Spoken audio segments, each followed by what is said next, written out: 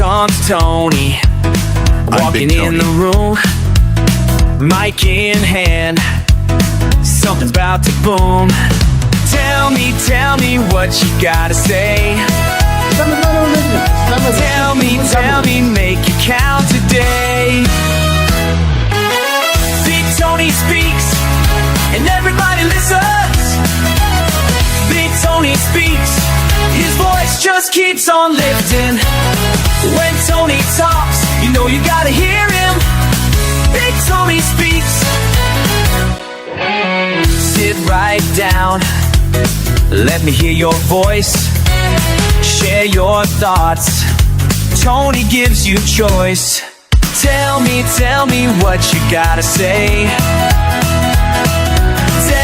Tell me, make it count today.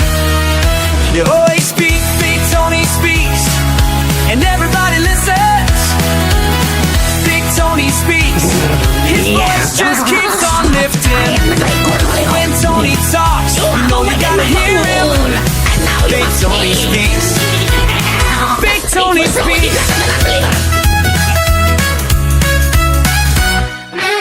He's got something to say every single day. He's got something to say. Come on out and play. Big Tony speaks, and everybody listens. Big Tony speaks, his voice just keeps on lifting. When Tony talks, you know you gotta hear him. Big Tony speaks. Big Tony speaks. Big Tony. Big Tony speaks. Every single day, he's got something to say. Every single day, he's got something to say. Come on out and play.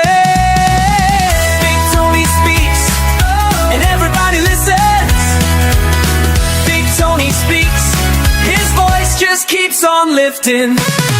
When Tony talks, you know you gotta hear him. Big Tony speaks.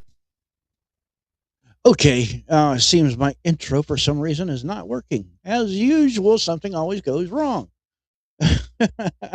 Of course, I learned a long time ago in gaming that if you're not encountering any issues, any obstacles, any opposition, then you're not going the right way, not going the right direction. You got to turn around and see if you can backtrack, find out where you went off the rails there, so to speak.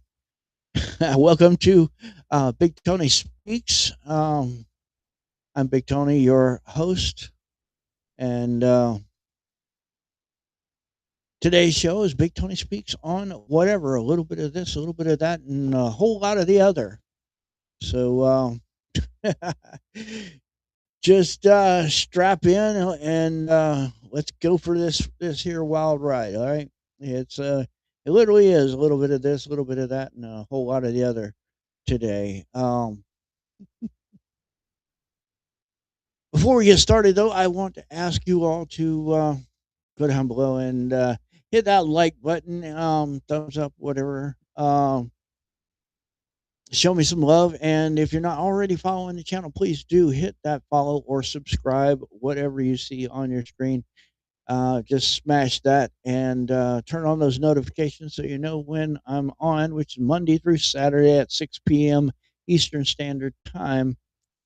And Big Tony will speak on it, so which he's about to. And we got a whole lot of different stuff for today. Just like my thumbnail said, a little bit of this, a little bit of that, and a whole lot of the other. So let's go ahead and get into it, I reckon.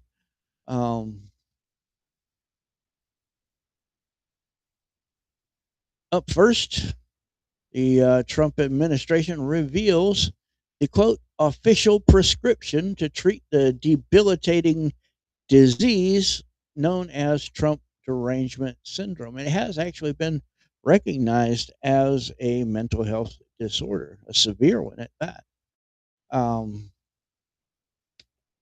but Trump administration has a prescription for you. If you have the debilitating Trump derangement syndrome, and it is, if you pay attention to the left, they all have the Trump derangement syndrome, and if you pay attention to them, it literally is debilitating for them. It really messes up their lives, and they don't even realize it in many cases.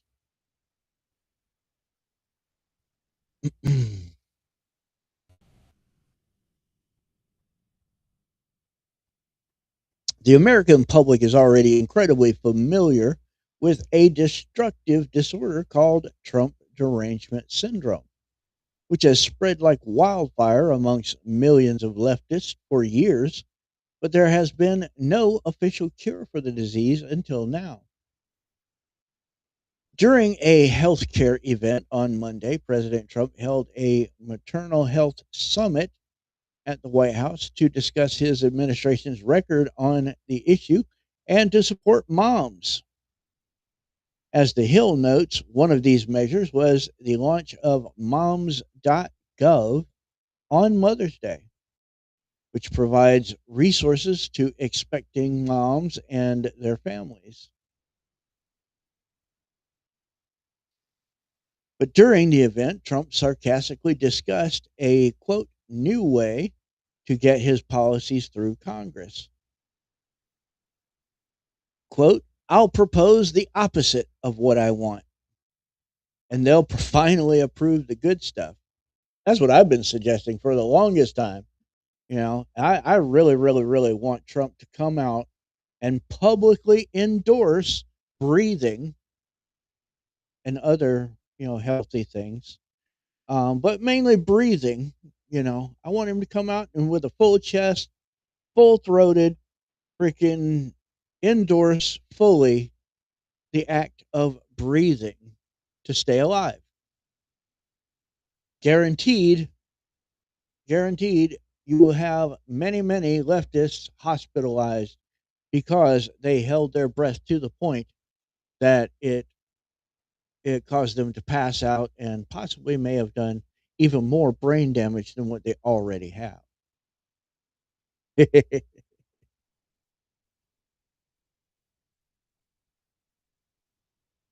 Gunther Eagleman posted on X, Trump just roasted the Democrats with nuclear level sarcasm.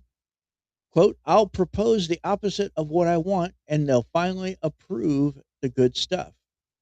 Every single Democrat in Congress voted against historic funding. Not one. Well, they suffer from Trump derangement syndrome, to be honest. They don't even know what they're looking at. They can't even see straight. But I have a new way out.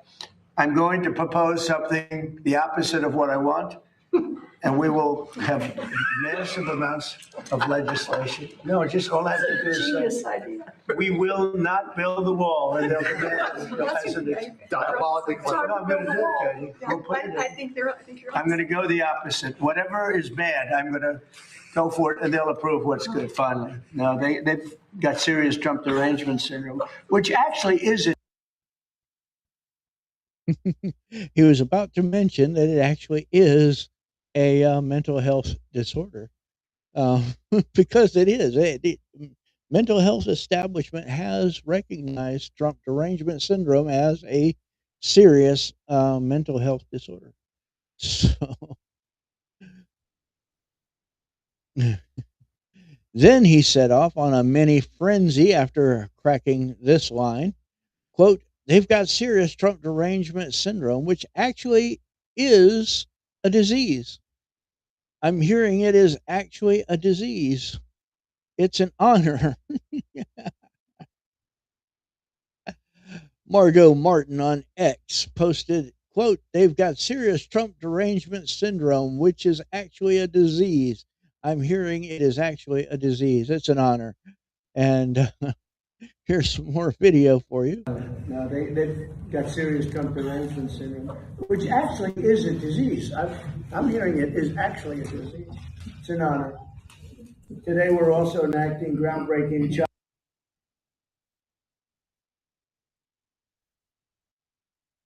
Tell you what, they really chopped this video up, didn't they?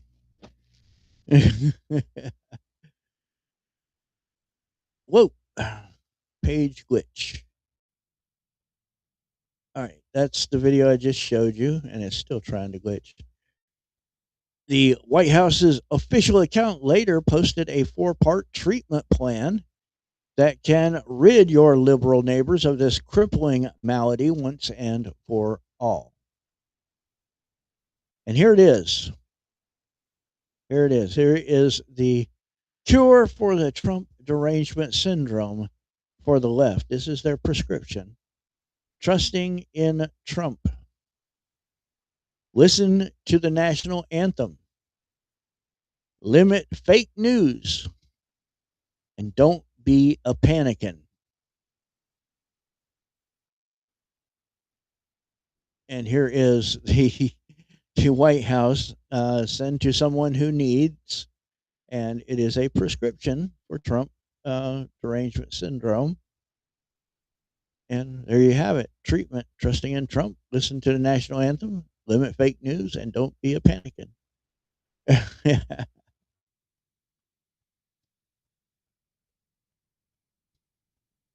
Americans would indeed be healthier if they gave Trump more leeway, exercised patriotism, and stopped listening to the liars in the corporate media. After all, science proves that conservatives are happier than liberals. There was a study done, and it did show that conservatives overall, in general, are happier than liberals in their lives, in their daily lives. Yeah, that would have been even better if it was actually in his handwriting. That would have made it just that much better. But it's still good. You got to admit, it's still a good one. It is still a good one. But yeah, it actually has been, Trump derangement syndrome has actually been recognized as a serious mental health disorder. These people really need to go and get treatment.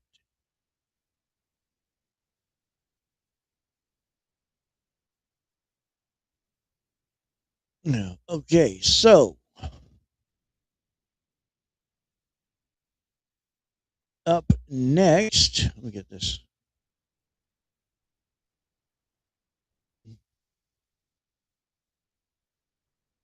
President Trump announces plans to slash the federal gas tax. And here's how it would impact gas prices. See, Trump realizes what people are screaming and shouting about. He's just gotta get these things done. He's got a whole lot of stuff to do. So he realizes what people are saying, what they're complaining about, what they want done. And here you go. He has plans to slash the federal gas tax.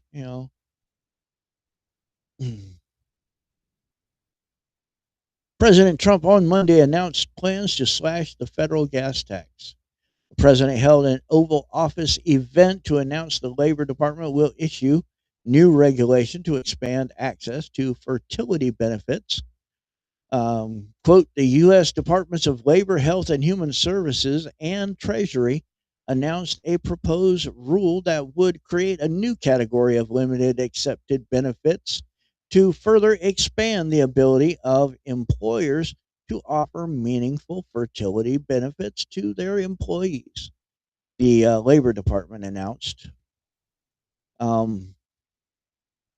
The proposed rule is a central component of the Trump administration's efforts to expand American families' access to fertility benefits. It builds upon President Trump's executive order, quote, expanding access to in vitro fertilization. which announced that it is the policy of the administration to ensure reliable and affordable access to in vitro fertilization to support American families, the department said. Under President Trump's leadership, we are delivering on our promises to the American worker and their families, said Acting Secretary of Labor Keith Sonderling. President Trump is committed to expanding access to fertility benefits so that more American families can have children, building on his longstanding efforts to support family formation and stability. The Department of Labor is proud to have led this important initiative on behalf of the president and his administration, Sonderling added. The decline in birth rates is a serious challenge for our nation, said HHS Secretary Robert F. Kennedy Jr. Currently, right now, we are not producing children, at the proper replacement rate, to replace those dying off. To properly maintain a working population. So there have to be efforts to encourage, so to speak,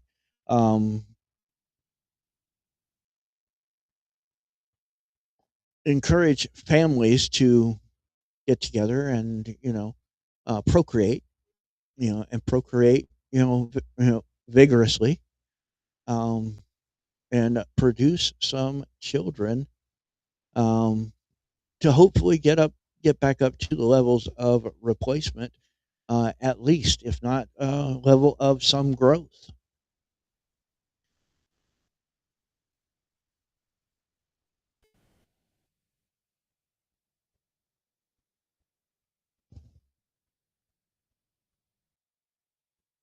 Under President Trump's leadership, this rule expands access to fertility care and gives more Americans a real path to starting and growing their families. I appreciate my colleagues at the Departments of Labor and Treasury as we work together to deliver on this critical issue, RFK added. President Trump took questions from reporters during the event. A CBS reporter asked President Trump about soaring gas prices.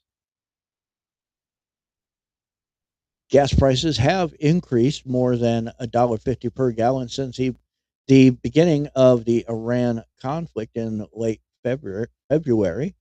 Quote, I think it's a great idea, President Trump told CBS reporter Nancy Cortez of his plan to reduce the federal gas tax. Quote, yep, we're going to take off the gas tax for a period of time. And when gas goes down, we'll let it phase back in. I'm going to reduce until, let me tell you, as soon as this is over with Iran, as soon as it's over, you're going to see gasoline and oil drop like a rock, Trump said. And here is him talking right here. Even this bag of pre-washed spinach isn't really clean. Just a few minutes with the produce cleaner, and this is what came. Yeah, I'm going to reduce until let me tell you, as soon as this is over with Iran, as soon as it's over, you're going to see gasoline and oil drop like a rock. Going to be dropping down like a rock. I mean, already, look, just on the basis of, things have happened. When it first came about, 20% of the oil came out of Hormuz. That's a lot. But, with time, it's like they go into Texas, they go into Louisiana, they go into Alaska, a lot of Alaska. Alaska's, sort of, it seems like very far away from Asia, but it's actually a relatively short trip by comparison to other locations they have to go to get oil. And they go into Alaska. In fact, our big problem is we're building bigger docking, to fill up. And there you go.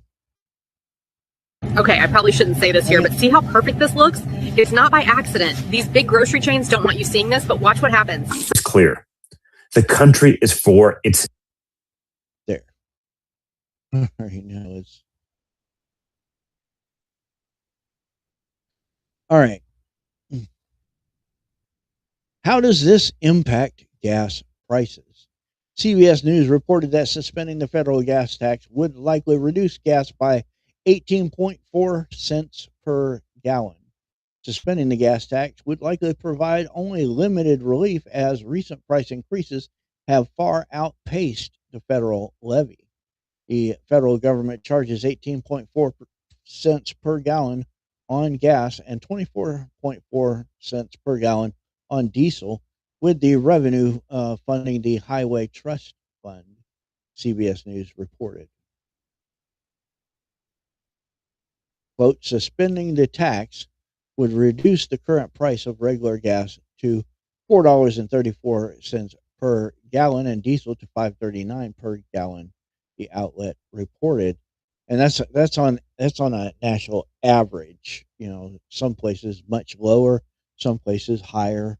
Of course, depends on where you live, and also depends on if your state has reduced or suspended their gas tax. Some places have, some places haven't. Here in Georgia, where I live, they have suspended our gas tax, which normally would be roughly about 34 cents per gallon on regular gas. I'm not exactly sure what it is on diesel. It's a little bit more on diesel, of course. But it's 34 cents per gallon here in Georgia, but that has been suspended um, for the foreseeable time being. Exactly, exactly. If the federal government does it, then it will put pressure on states, the ones who haven't already either reduced or suspended their gas taxes. Okay, and they don't have to take them just completely away. They can suspend them temporarily until things get a little bit better economically, and then they can, like Trump said, phase it back in. You don't just boom hit it all at once. You phase it a little bit at a time back in, and then everything's cool. And yes, I agree with you that the blue states would probably refuse to suspend their gas taxes or even reduce them. Even though they want to complain about affordability. You know, um, they will probably refuse to even attempt to help their citizens out. Um, yes, um, it was actually done by our lieutenant governor, and signed by Governor Kemp. Um, the bill that suspended the gas tax was done by the lieutenant governor and signed by the governor, and it's um, indefinitely. I don't think there was a timeline put on it. I'll have to check into that, but it's my understanding that it was suspended indefinitely to get us through this whole turmoil that we're going through right now. So it's probably going to remain suspended until this whole Iran thing, at the very least, is taken care of, is done and over with, whatever the case may be. Um, I have a feeling though that we may be involved over there for a while. However, I have recently heard that Bibi Netanyahu announced that they're going to start weaning themselves off of U.S. military aid, all the way down to not needing any except maybe in like emergency purposes. So, but they, according to Bibi Netanyahu, from it's my understanding that they intend over the next several years to slowly wean themselves off of American military aid. So that'll be a good thing. That'll be a good thing. We won't have to oh be like their enforcer or whatever. They have their own military and they got some really awesome weapons. Those people know how to make weapons. They come up with some wild ideas and they make them real and they make them work. So I mean, some of the most deadly weapons over the years have come out of Israel. You'd be surprised.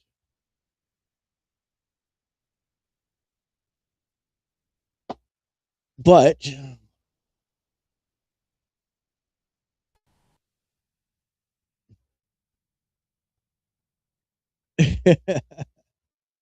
I hear you, Elf, man. Some places in the United States, like California, I mean, it's ridiculous with the gas prices. I mean, they just like straight up crazy with them. I mean, I understand in those places the cost of living is higher anyway, but you know, even with a higher cost of living, I don't think $7 plus for gas, per gallon.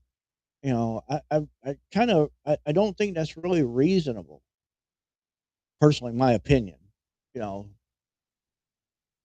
but then I'm down here in the South where our gas comparatively is fairly cheap compared to a lot of the country.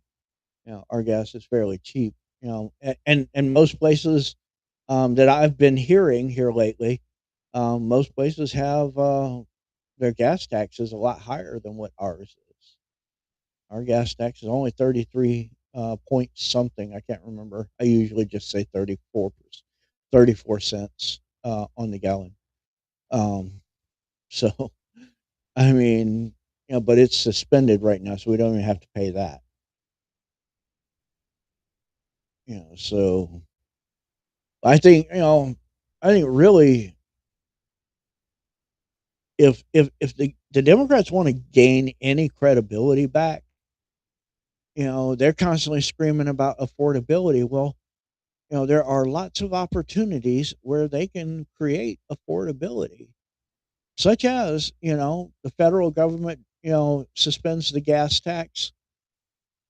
Maybe they do the same thing. I mean,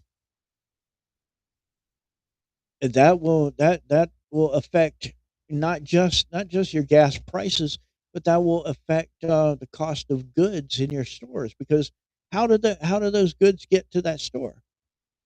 You know, by truck. The truck takes what? Fuel. You know, you take the taxes off of that fuel becomes cheaper. Okay? And therefore, that savings is passed on and passed on, etc. And you'd be really surprised, at what maybe 2% reduction does to the price of something in the store. If you get a 1 or 2, maybe 3% reduction on something, it's actually significant. You feel it in the wallet. If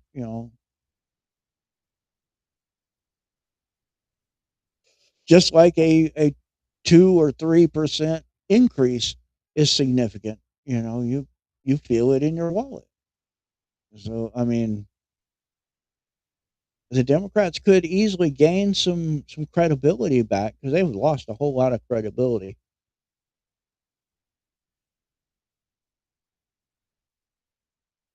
Yeah, yeah, I don't like that either. You know, yeah, if the government mandated affordable prices, that has actually been done before. Um, but at the time there was rampant price gouging going on. So the government stepped in and said, "Look, okay, here's the deal. You can't be doing this price gouging stuff, and we're going to regulate it." And I know companies started stepping into line and not price gouging anymore. So then the government was able to kind of let go.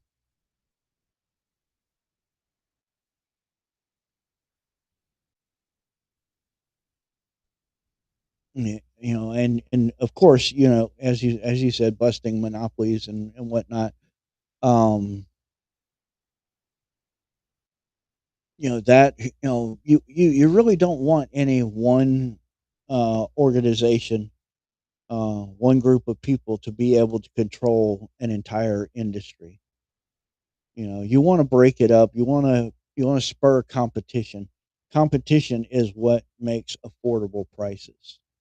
You know, because I mean, if everybody's got this item and it's all the same price, no matter who you buy it from, well, then it doesn't matter who you buy it from.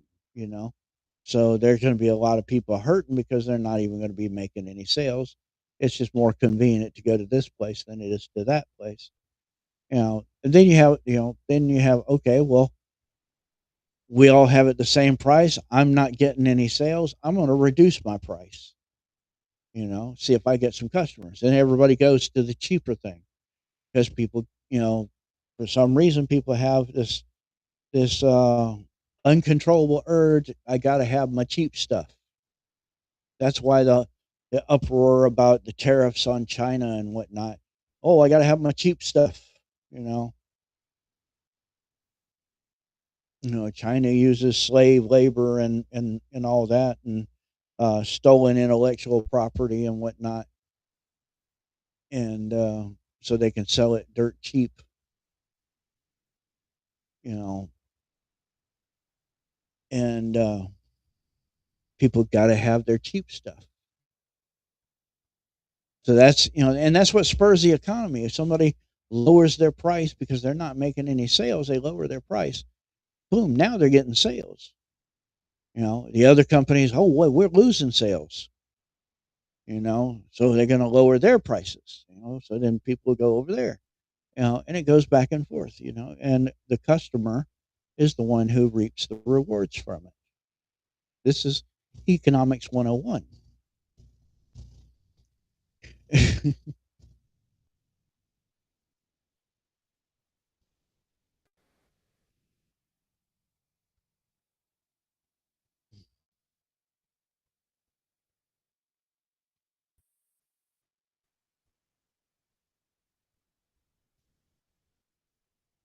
Right, right.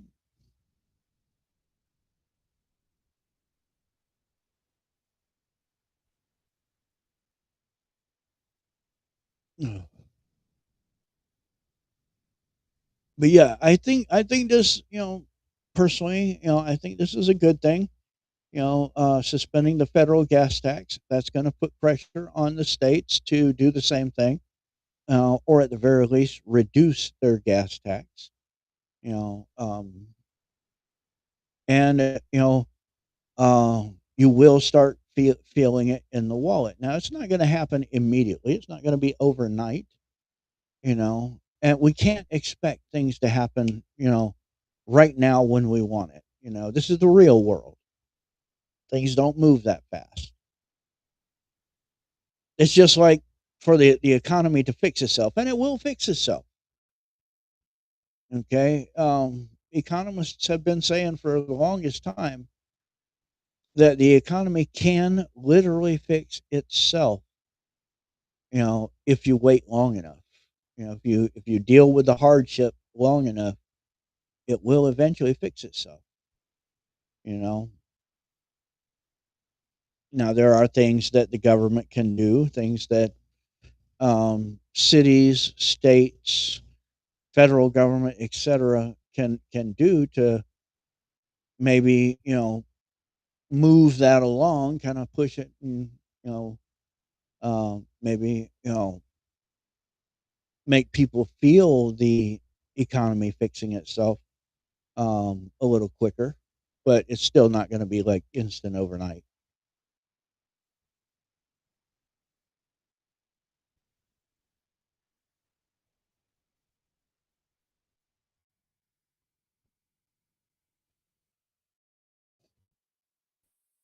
Well, see,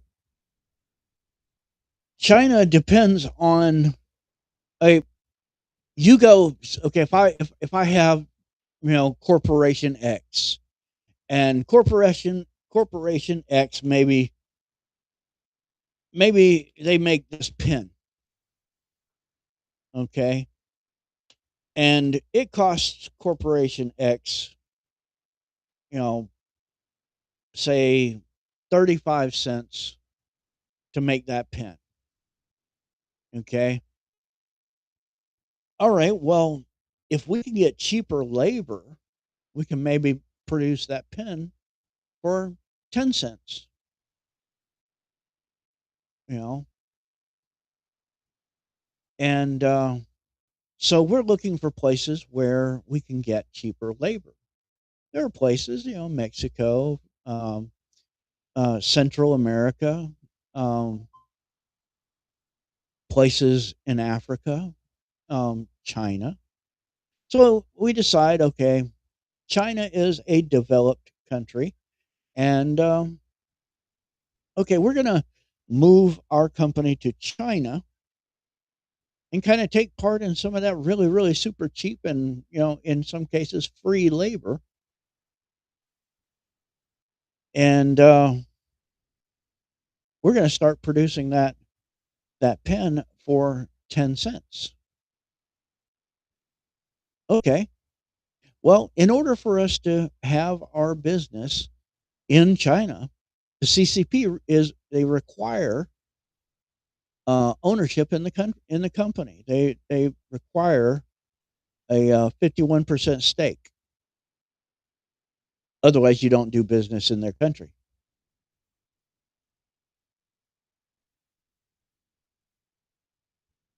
So, then they take your technology and they hand it over to some of their already established manufacturing houses, and using basically slave labor, etc. Um, they're producing it for 5 cents. Now they've just priced you out of the business. Okay. And see, here's the thing. They don't need higher priced products. They don't need higher priced products to make more money, because you have the lowest priced product and it's at least halfway decent. It's going to sell a lot more. Their quantities, their volume going out is going to be a lot more than yours at 10 cents or at 35 cents.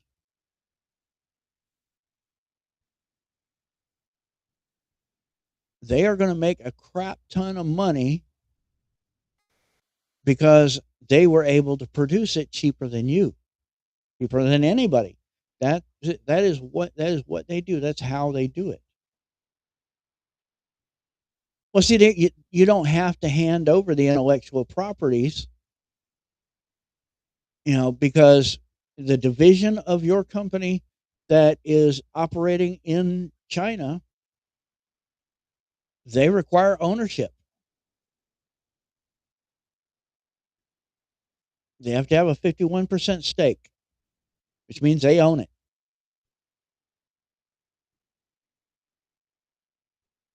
And if they own it, then that means your intellectual property is theirs. The intellectual property of whatever that division of your company does, it's theirs. They can do with it as they please. They hand it over to their manufacturing people, and they figure out how to produce that same item for half the price or less.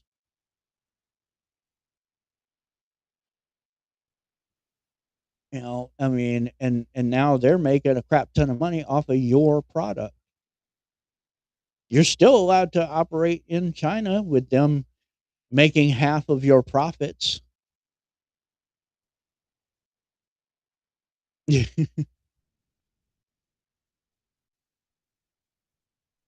So, I mean, they're making half of your profits because they own a controlling interest in your company or in that division of your company that is in China, but they're also making money off your intellectual property because they handed it over to their own state manufacturing house that's owned outright 100% by the CCP.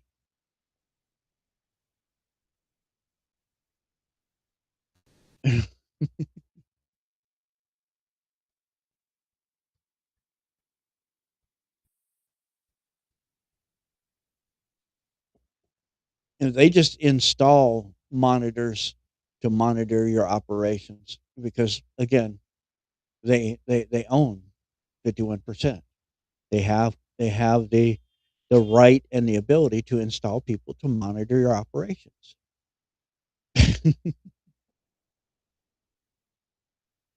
That's what a lot of people don't understand about China. Truthfully and honestly, it is not worth it to take your company to China, you know, just in the interest of producing a product for less money. If you can't produce it for less in America, then in my opinion, you could go to like Mexico or Central America, whatever, you know, and they wouldn't take part of your company, you know, or you can create an advertising campaign here in America for an American made product, that pushes people to be proud to buy something that's American made. Because that's the way it used to be. It used to be, that made in the USA meant something, and people were proud to own things that were made in the USA, and they would pay just a little bit more for that thing that was made in America instead of buying something made in China, made in Taiwan, made in India, made in, wherever.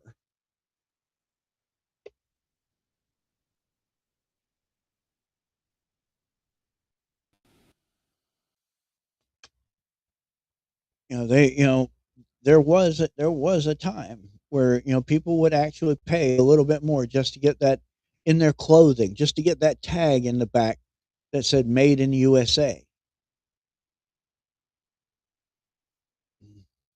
They took pride in the products that they had that were made in the USA.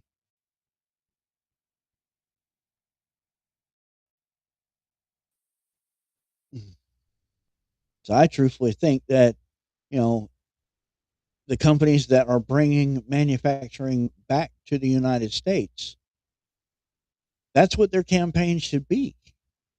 It should be, pushing people to be proud to buy something made in the USA, be willing to pay a few cents more per product, you know, to have it made in the USA.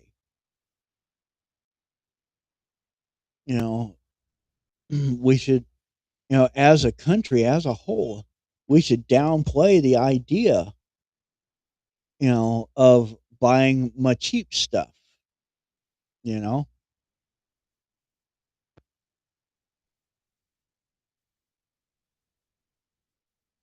'Cause look,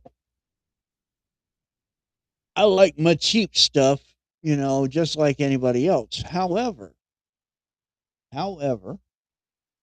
you get what you pay for.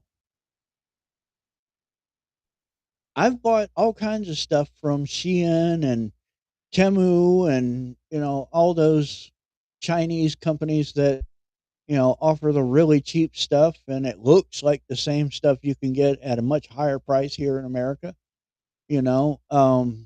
However, however, it actually is not the same quality. There is no actual pride in their product.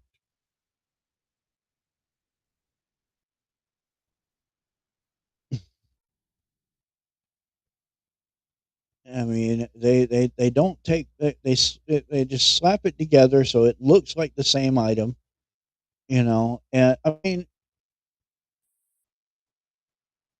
just about everything that I have bought from Shein or Temu or any of those places, I've had to replace over and over and over again. Of course, I didn't go back to Shein or Temu or any of those.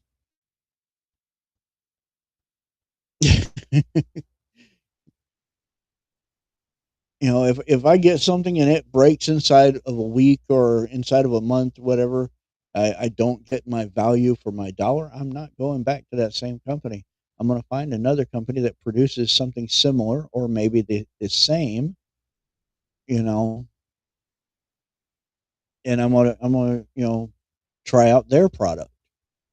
And if I can get something made in America, you know, I'll pay a little extra for it, you know, just because it's made in America. Because Americans have a tendency to take pride in the things that they make and build and etc.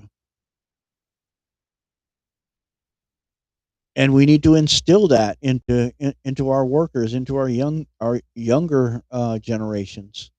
We need to kind of instill that mindset, of taking pride in what you do, and producing a quality product, so that people will be willing. If it is significantly better quality, people will buy it. They will pay the extra just to get that better quality. So I mean, but we're getting kind of off on a tangent here. Let's go ahead and move on to the next story. I mean, you can still make comments and whatnot as usual. We talk about whatever on Big Tony Speaks, as the thumbnail says, whatever. Little of this, little of that, and a whole lot of the other. That's scary. I was getting ready to share the next article with you, and an image came up on my screen. It was scary. It was horrible.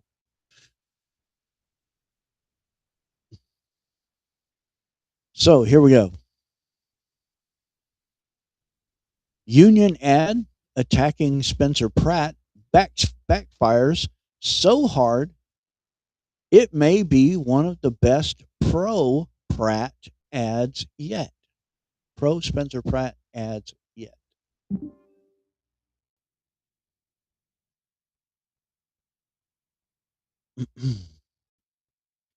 The establishment is absolutely petrified of reality star turned Los Angeles mayoral candidate Spencer Pratt. The thought of someone outside the appointed political class has all of the usual suspects panicking, especially big labor.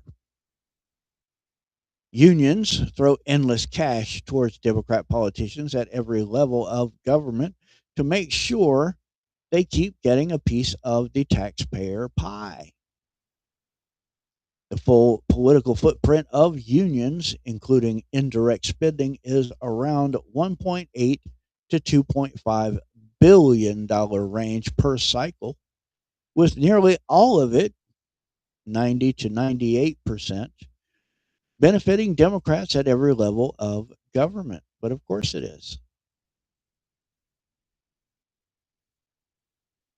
When the Los Angeles County Federation of Labor, AFL-CIO, decided to weigh in on Los Angeles mayoral race, they probably thought their, quote, LA unions opposed to Spencer Pratt for Mayor 2026 ad was going to have their desired effect of slamming Pratt for his positions.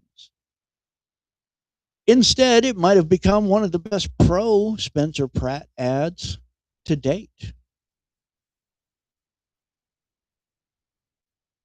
The ad begins, quote, Republican Spencer Pratt is the last thing Los Angeles needs for mayor. Pratt opposes using taxpayer money to build brand new houses for unhoused neighbors saying it's time for the homeless to get help or get out.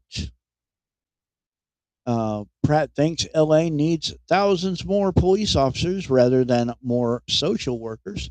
And Republican Spencer Pratt thinks public employee unions should have less power and not more.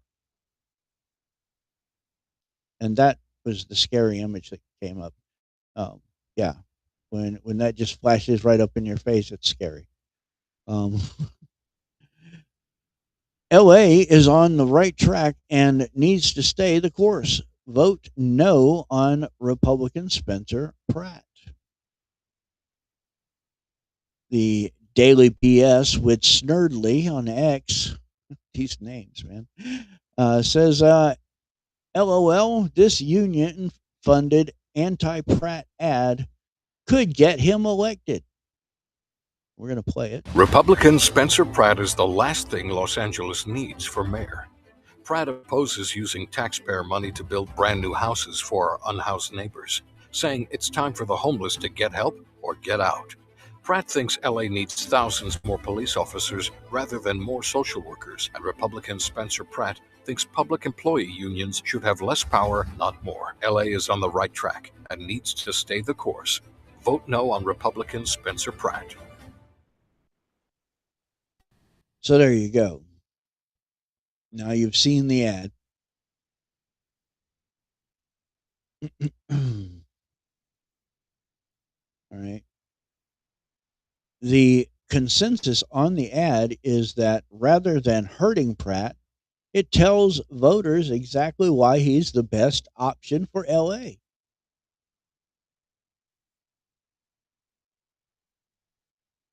Exactly, Elf. Exactly. That's my point.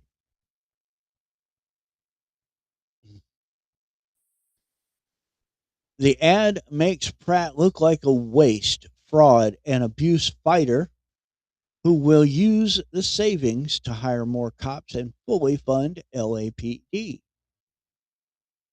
Everyone knows public employee unions are bleeding taxpayers dry.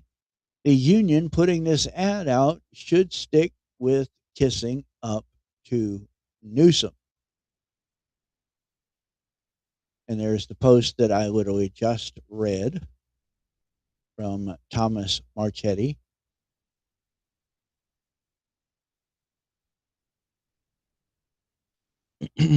This was made by a labor union. Excuse me. Are they that out of touch with reality that they picked three of the most blatantly 80-20 issues to highlight in an advertisement? Followed by, quote, LA needs to stay the course? Feels like a pro Pratt ad because jungle primary.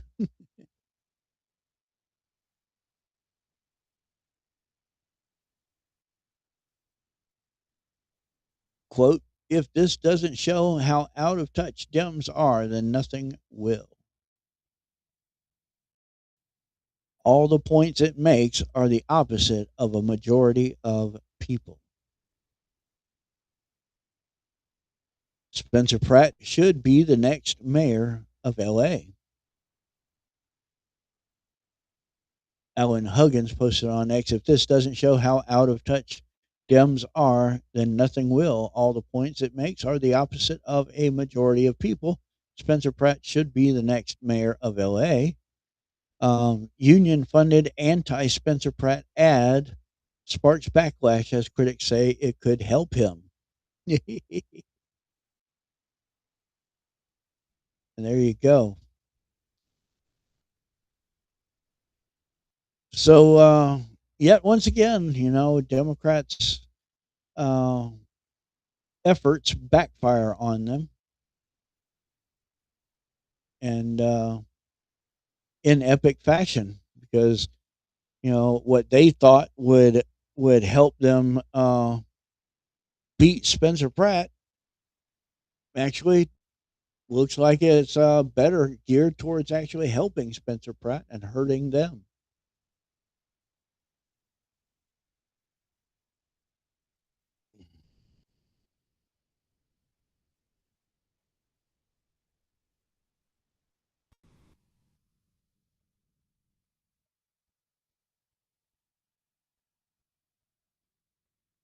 A bold new billboard warns violent criminals, quote, "Welcome to Mississippi, where the firing squad is legal. Think twice." I love it. And there is the billboard. "Welcome to Mississippi, where the firing squad is legal. Think twice." A new billboard has gone up in Mississippi, warning would be criminals crossing the state line from Tennessee that firing squads are legal there. The billboard is on I 55 southbound, where drivers enter Mississippi from Memphis, and was put up by DeSoto County District Attorney Matthew Barton.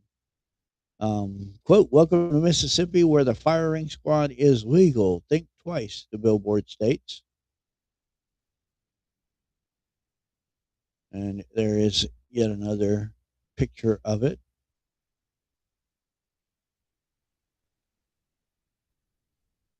The billboard is part of Barton's aggressive public campaign to deter violent crime. It directly references Mississippi's 2017 law that authorizes execution by firing squad as a legal method of carrying out the death penalty when lethal injection drugs are unavailable.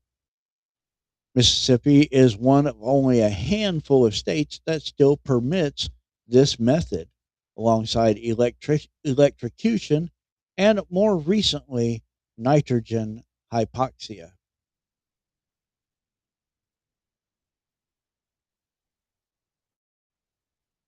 District Attorney Barton is not mincing words in his reasoning for putting up the billboard. This campaign has one purpose: deterrence, Barton told the DeSoto Times. "We are going to be loud and clear that DeSoto County does not coddle violent criminals. If you bring violence across our state line, we are going to prosecute you aggressively and hold you accountable. People on death row are losers of life's lottery," Barton said. If dang it, if violent criminals are looking for a state that coddles crime, Mississippi is not it. They better think twice before they act here. Barton explained that safety is achieved through enforcement. Safe communities do not happen by accident. They happen because law enforcement officers, prosecutors, judges, and citizens refuse to surrender their communities to violent criminals. This is not Barton's first tough on crime billboard.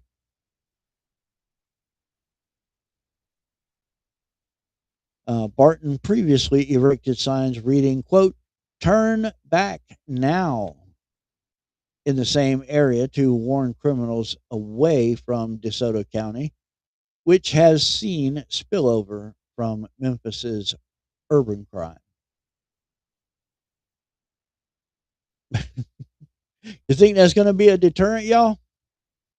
"Welcome to Mississippi, where the firing squad is legal. Think twice."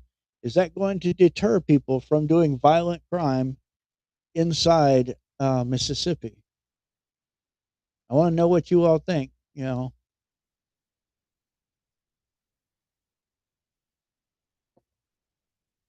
I think it might, at least a little bit, personally. But what do you all think? You think that it's going to work? You think it's going to be a deterrent? Stop people from committing violent crime, at least while they're in Mississippi? They may end up having to actually, do it, put somebody before the firing squad, in order for people to actually believe it.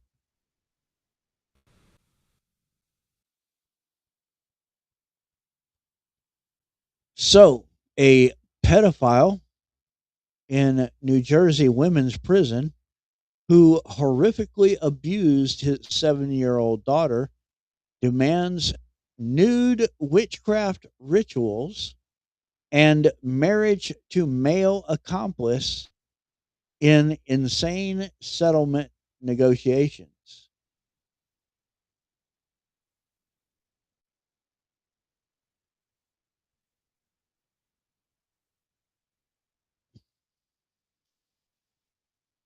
Yeah, that's that's the point. Is they intended it to be an anti Pratt, but it turned out to be a pro Pratt.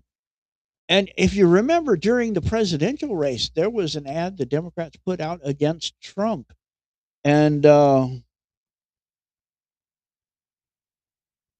I was like, they were naming off points and stuff, and I'm like, dude, you ain't got to sell me anymore. Yeah, you had me at the first one. I am going to vote for Trump. But, they thought it was going to hurt Trump, but it was one of the best ads, for Trump that I'd ever seen. You know, so this is not the first time that they put out ads intending it to hurt the opponent, and it actually helps. They can't seem to realize that most of America doesn't think the way that they do. Most of America is not communist. Most of America actually loves this country, and most of America wants crime to go away. Most of America wants homelessness to be dealt with. Most of America wants to get drugs out of this country. I mean, most of America does not think the way they do. And they don't realize that. They literally actually think in their little pea brains, they literally actually think that literally everybody believes the same things that they do. They actually believe that everybody in the whole world, believes the same things that they do. They actually think that they speak for the entirety of the United States.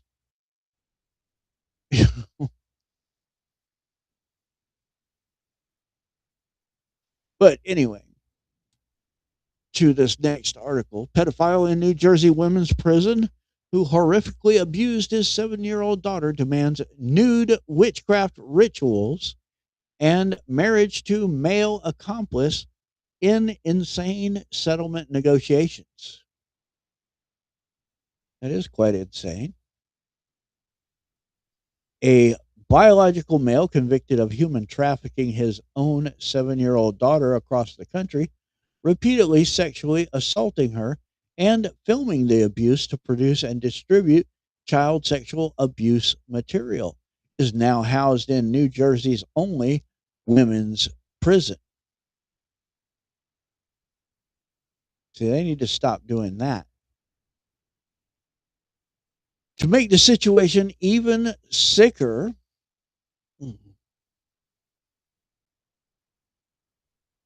he is demanding a taxpayer-funded settlement that would allow him to perform nude outdoor Wiccan rituals and marry his male co-defendant while behind bars. Matthew Voles, who uses the name Marina Voles, is serving a 25-year sentence with 25 years of parole ineligibility after pleading guilty in November 2021 to multiple first-degree charges, including human trafficking, aggravated sexual assault, conspiracy to commit human trafficking and aggravated sexual assault, and endangering the welfare of a child through the creation of child pornography. The crimes committed against this child by Voles and his accomplices are horrific, and reader discretion is advised.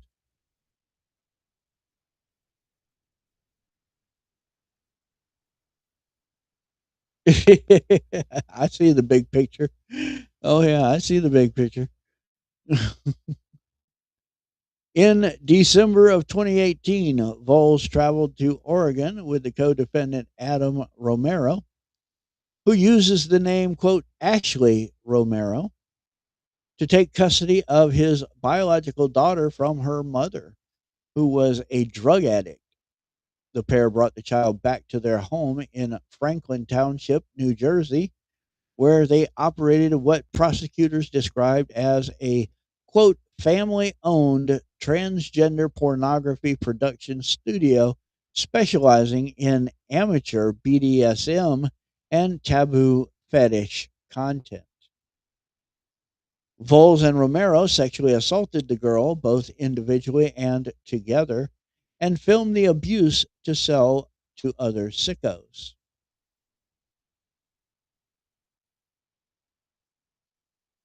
The child was subjected to torture like conditions, including neck collars, a cage in the basement, and sex toys, according to a report from Redux.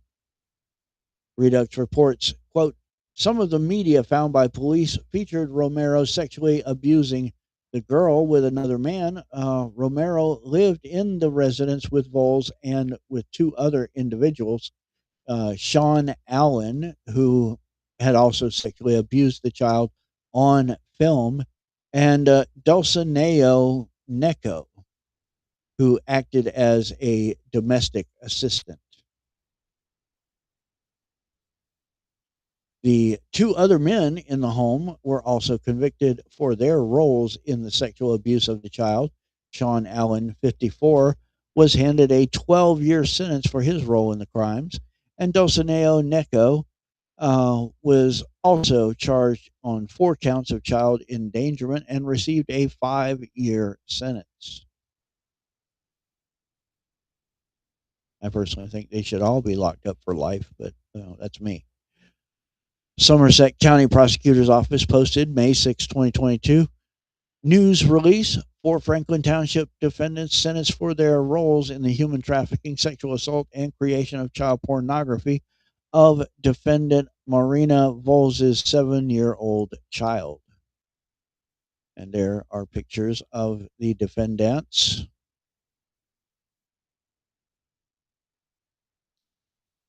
Judge Peter J. Tober, who sentenced Voles in 2022, called the case, quote, a vortex of darkness, and told the court the child was taken from her mother, quote, solely for the sexual gratification of others.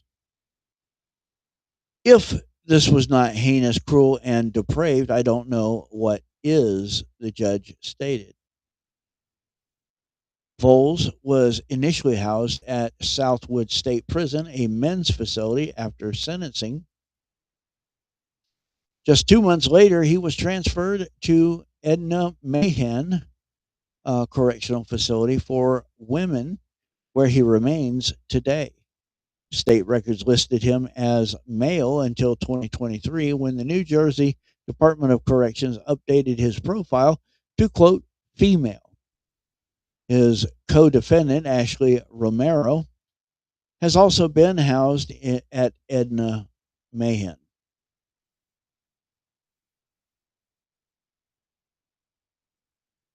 Redux reports, in media coverage of the horrific case, Voles and Romero were referred to as, quote, women, and were addressed using she/her pronouns.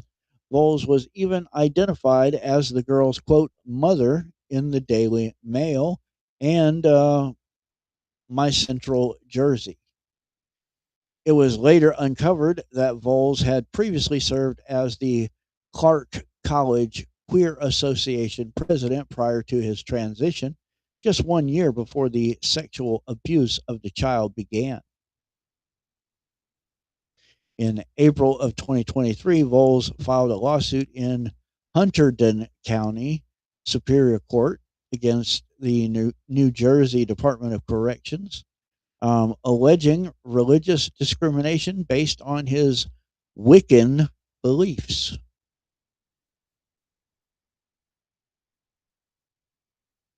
Voles alleged that Joy Lynch, head of the religious services at Edna Man, denied the prison's, quote, Wiccan population, of which Voles claims to be part.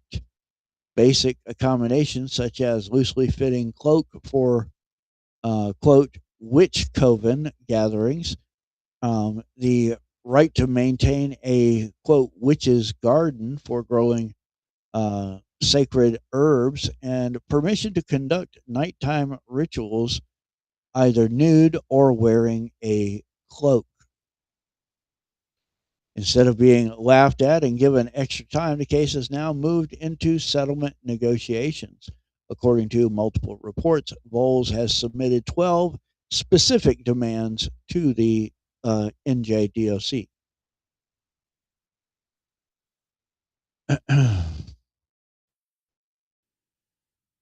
Among the demands are the right to perform outdoor Wiccan ceremonies in the nude during certain religious observances and the ability to be officially designated as a Wiccan religious leader within the prison.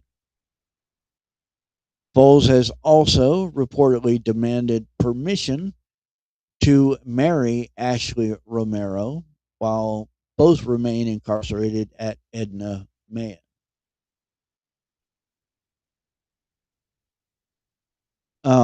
New Jersey Department of Corrections policy already permits Wiccan practice and allows inmates access to items such as a book of shadows, a pinnacle, incense, electric candles, and grape juice as a wine substitute, according to a report from My Central Jersey.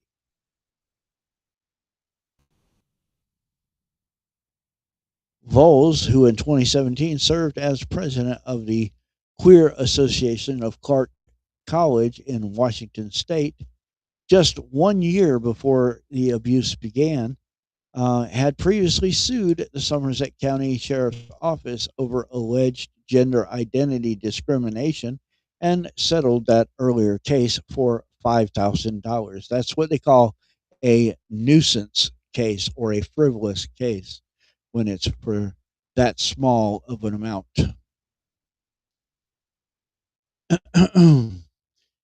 This case is the latest in a string of controversies surrounding male inmates identifying as transgender being housed at Edna Mayan, endangering female inmates and undermining basic common sense. The Gateway Pundit will continue to monitor developments in this settlement and any final resolution by the NJDOC, and I will also continue to update you as information comes in. Taxpayers deserve to know exactly what accommodations, if any, are being granted to an evil and deranged convicted child rapist and pornographer currently living among female prisoners. But that shouldn't be happening in the first place. They should not be allowed to be put in with the females because they're still biologically male.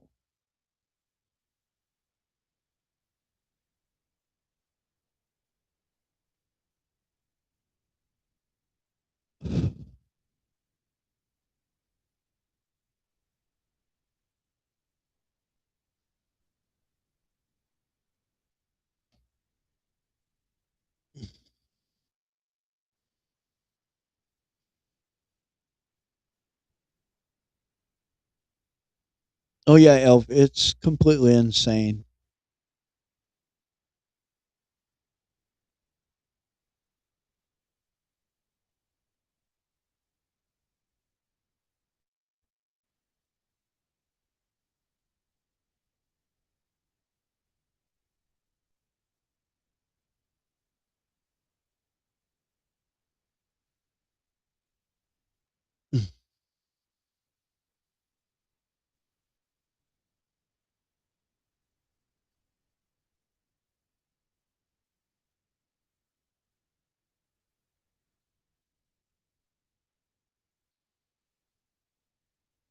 Up next, we have a teen girl raped in New York City After Uber driver skipped ID check, attacker had just completed soft on crime, quote, alternative to prison program for criminals under 27 years old. And I don't think those programs should exist, but they, the Democrats, they love these soft on crime programs, it gives them the ability to say, oh, we kept this many people out of the state prison system, saving the taxpayers X number of dollars. Um, thing is, those people absolutely should be in prison. There's no reason for them to not be in prison. So, at least that's my opinion.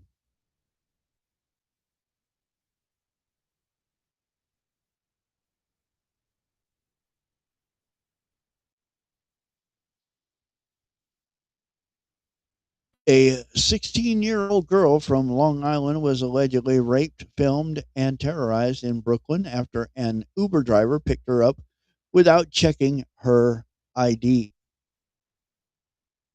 delivering her straight into the hands of a 26-year-old repeat offender who had just completed a lenient alternative to incarceration program designed for criminals under 27. The horrifying March attack took place in Bushwick after the victim had been communicating with the rapist Ralphie Figueroa on Snapchat since at least January. Figueroa allegedly paid her $35 for a nude photo, to which she sent a fake image from the internet and later used threats to lure her into meeting him. On the day of the assault, Figueroa sent chilling Snapchat messages, including, quote, "You have to. I know your address. Confirm your address. If you don't, I'm going to hurt you and your family."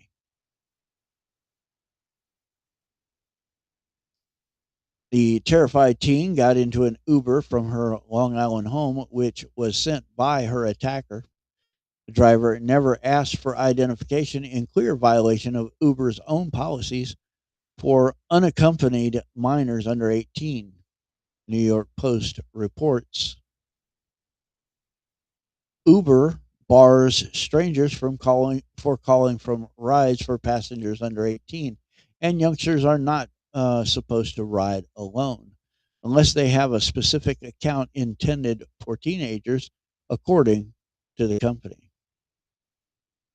When picking up riders, if you feel they are underage, you may request they provide a driver's license or ID card for confirmation. If a rider is underage, please do not start the trip or allow them to ride, according to the company's website. But instead of ending the ride, the driver brought the victim to Bushwick and dropped her off without making sure she was safe or with a guardian, allegedly breaking another tenet of Uber's policies regarding youngsters. There, she met Figueroa, who allegedly forced her into his car and sexually assaulted her. According to the criminal complaint, he demanded oral sex, offered her $1,000 if she complied, continued the assault until she vomited, filmed the entire act, and threatened to send people to her home while claiming he had guns. Afterward, hate when that happens. Afterward, Figueroa called another Uber to send her home, but canceled it once she was inside the vehicle, leaving her stranded. At the time of the attack, Figueroa had just completed a program called CASES, ROAR, Reframing Opportunities, Alternatives, and Resilience, a court mandated alternative to incarceration run by the Center for Alternative Sentencing and Employment Services. For 16 to 27-year-olds facing misdemeanor and or felony charges. Figueroa was placed in the program as part of a plea deal after a July arrest for selling crack cocaine to an undercover officer in Bushwick, a crime that was not bail eligible.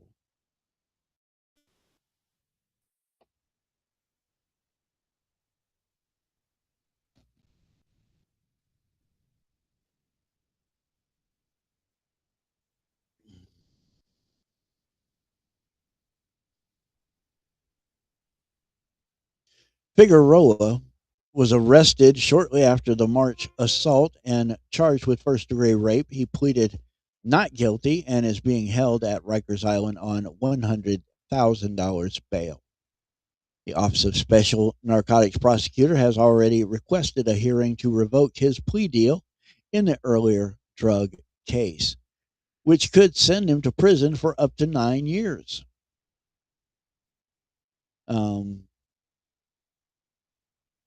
We have requested a hearing to determine whether defendant Ralphie Figueroa has violated the terms of his plea to felony and misdemeanor narcotics charges and should immediately be sentenced on those charges. Spokesperson Katie Cornell told the Post.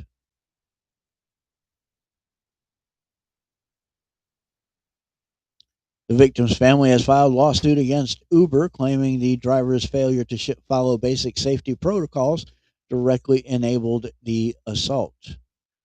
The lawsuit states that, quote, the girl did not understand the danger of the situation and that the company's lax enforcement left her vulnerable.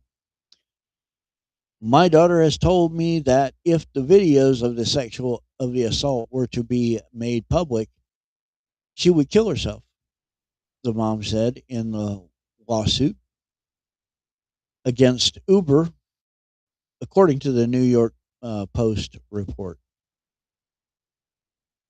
The teen is now receiving mental health treatment at an out-of-state facility.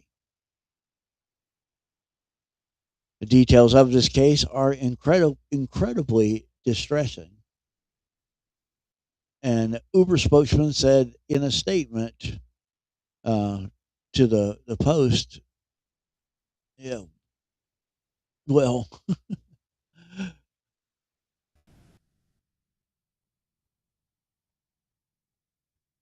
while we cannot comment on ongoing litigation, our dedication to keeping safety at the forefront of everything that we do remains unwavering.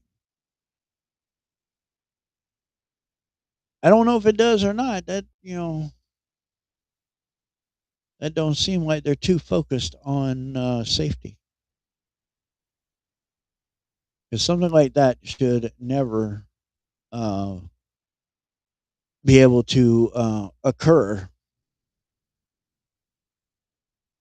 I mean, this is a minor. Everything should have to be confirmed and confirmed again and, verified and confirmed again, before, a minor can ride alone anywhere.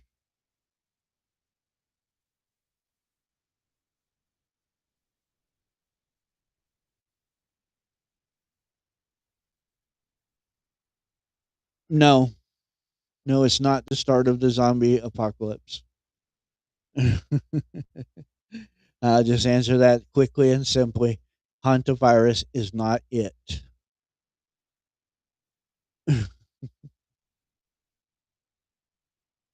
The zombie apocalypse, that's not going to be I actually don't think it's going to be a disease.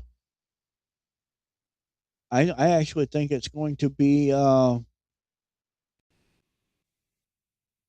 drug that rewires the brain and causes the whole zombie apocalypse, as it were. Um, and those two patients that were testing positive were tested mildly positive. It's not even like a strong positive; it's mildly positive. So they should be being treated and taken care of at Emory uh, until they're free of any hantavirus still remaining in their system.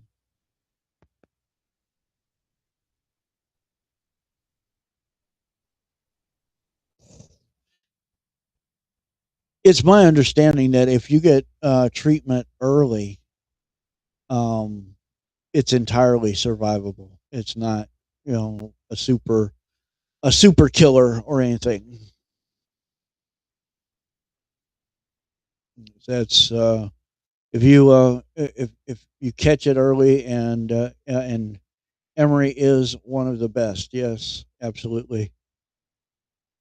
And that is correct. The Ebola patients were taken to Emory for treatment.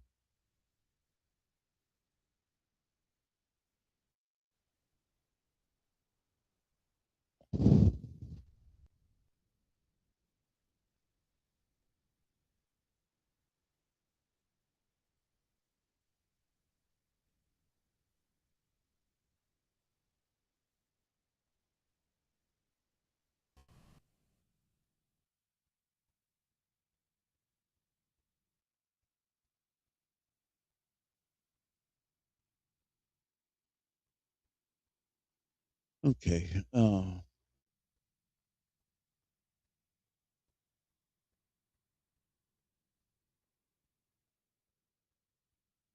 All right. Here we have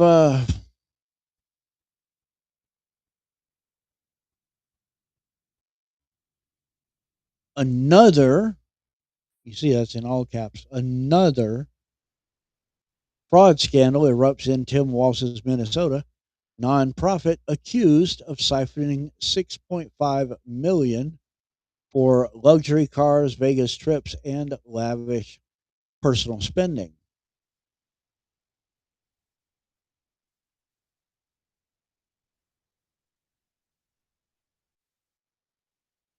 All right, yet another massive fraud scandal has exploded in Tim Walz's Minnesota, this time involving a so-called, quote, crime prevention nonprofit that allegedly looted 6.5 million in taxpayer-backed charitable assets to bankroll luxury cars, Vegas getaways, child support payments, and the founder's personal for-profit businesses. Minnesota Attorney General Keith Ellison, a far left Democrat himself, just filed a lawsuit against We Push for Peace, its founder, Traherne Pollard, and former director, Jacqueline McGeegan. I'm going to go with that, McGeegan. The suit accuses them of treating the nonprofit like their own personal piggy bank, while the organization was supposed to be interrupting violence in Minneapolis.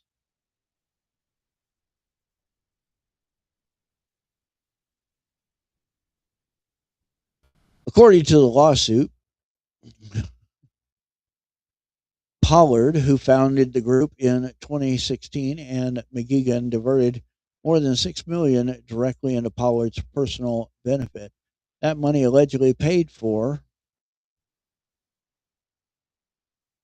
lavish trips to Las Vegas, child support payments dressed up as organizational overhead, funding Pollard's for-profit liquor store, Merwin Liquors in North Minneapolis.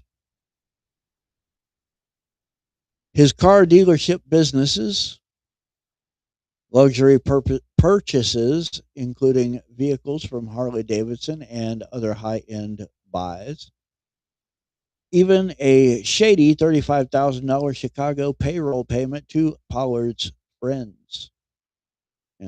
More from Fox News. Pollard is also accused of using the nonprofit to pay off his child support, settle a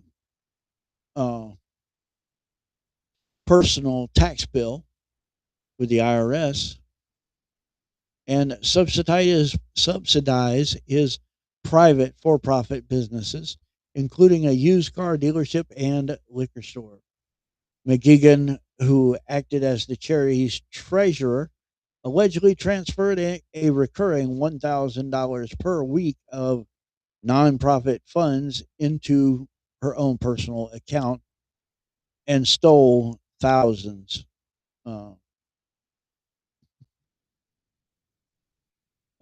thousands more in government grant funds that she claimed were for, quote, administrative expenses.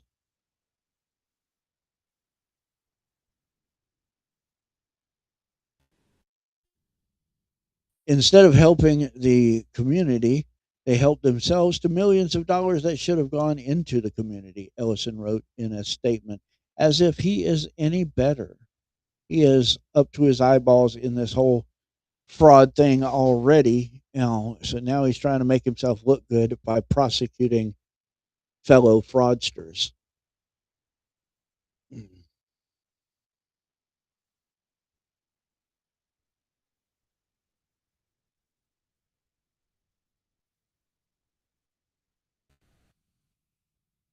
Oh, of course. Okay, let's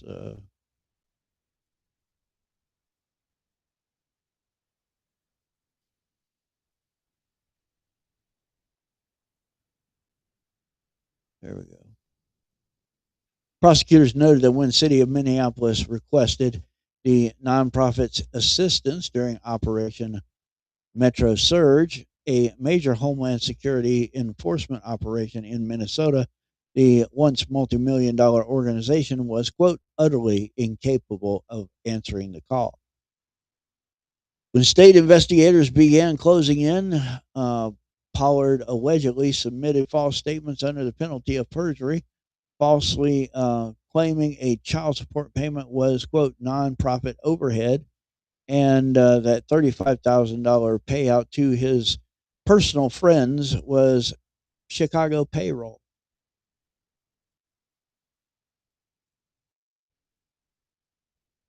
To justify the missing millions, prosecutors claim Pollard quickly incorporated a fake, quote, for-profit arm of the charity just days after the Minnesota Attorney General's office began asking questions.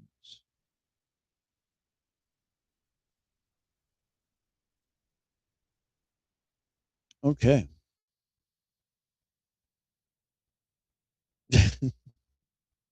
So,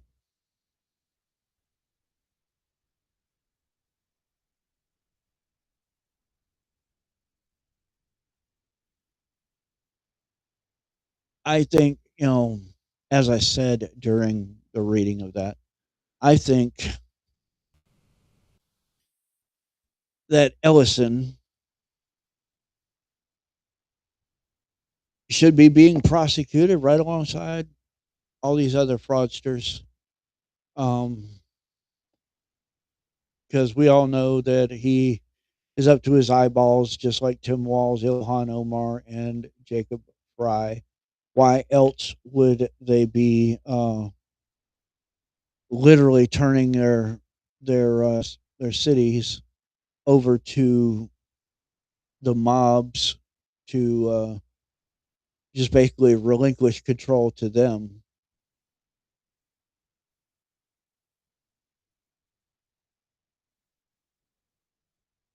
Now,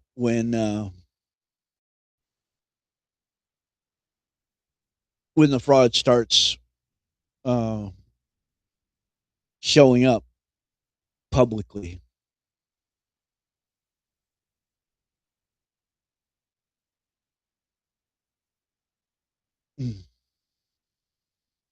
See, I think they focused on ICE simply because it was something that they knew people would kind of get behind, and they just basically got the ball rolling with all the riots and whatnot, and then just stepped back and let it just do its thing. You notice how they, at every turn, they would add fuel to the fire so that it would keep going, you know, so that it would be a distraction from the fraud that they were profiting from in one way or the other. So I think they all, Tim Walz, Keith Ellison, Jacob Fry, Ilhan Omar, and many others should be prosecuted right alongside anybody involved in this fraud scandal.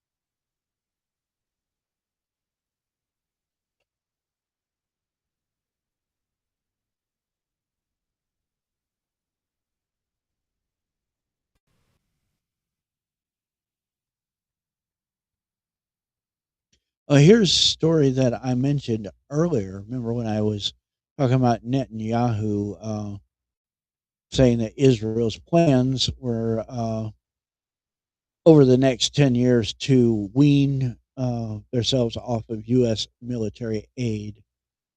So here is that article. There you go. Netanyahu says Israel plans to, quote, wean ourselves off U.S. military aid over the next 10 years.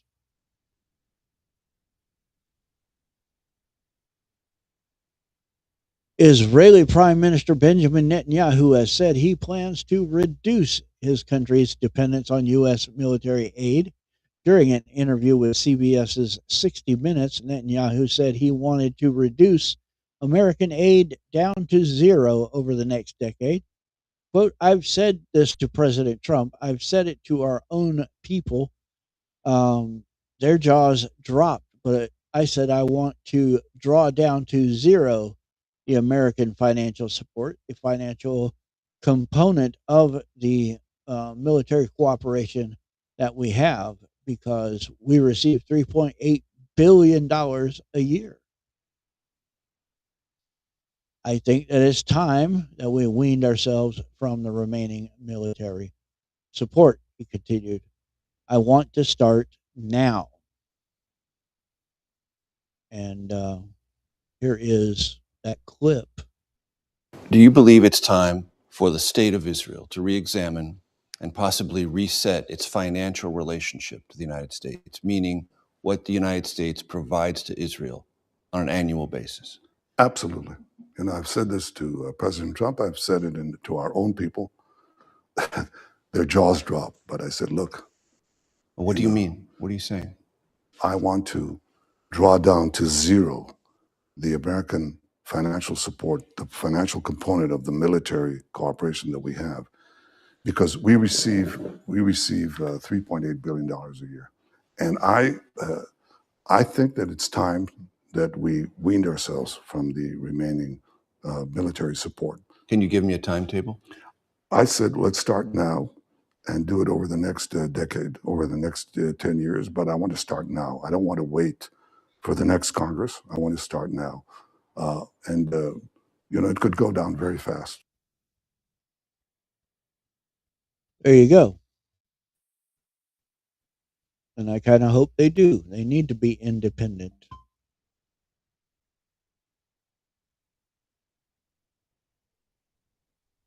Israel currently receives roughly 3.8 billion annually under a 10-year agreement signed in 2016 during the Obama administration. Well, okay. Well, 10 years from that would be this year. So that is supposed to be ending anyway.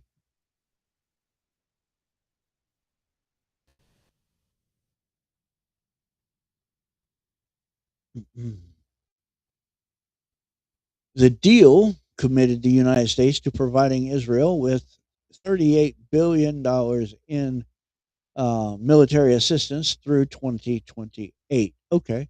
Well, see, it's more than 10 years then. If it was signed and committed to in 2016 and it won't end until 2028, then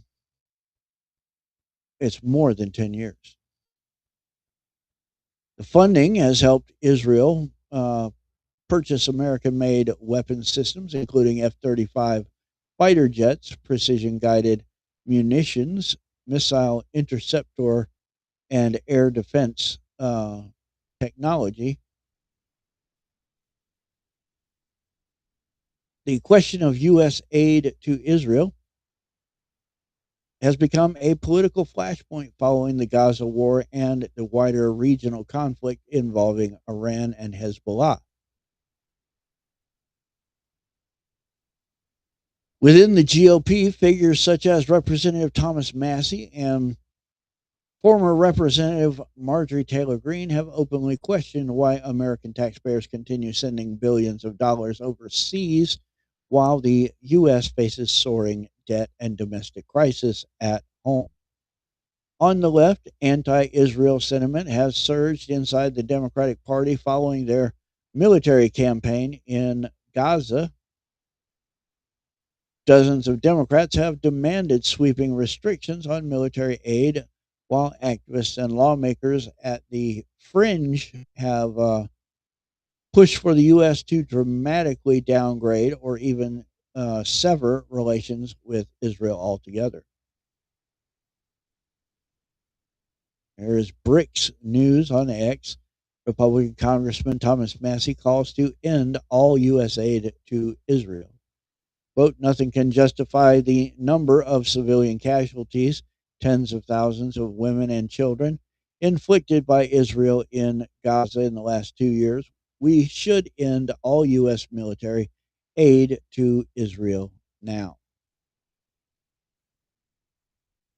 Congress has repeatedly approved emergency military assistance packages for Israel since the October 2023 Hamas attacks, including supplemental wartime funding for missile defense and munitions replenishment.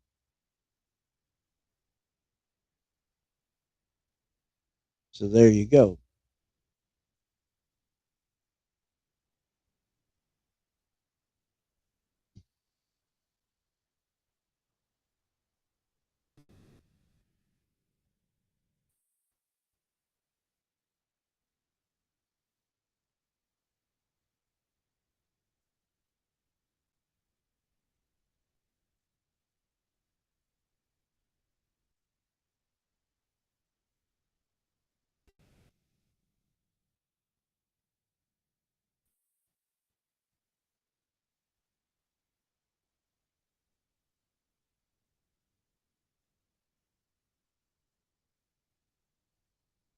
Okay. That is actually all I have for you all today. So, any other conversation in the chat that that you want to bring up? Any questions, comments, theories, ideas, regards to anything we've talked about tonight or whatever? You know, that is today's episode, whatever, little this, little that, and a whole lot of the other.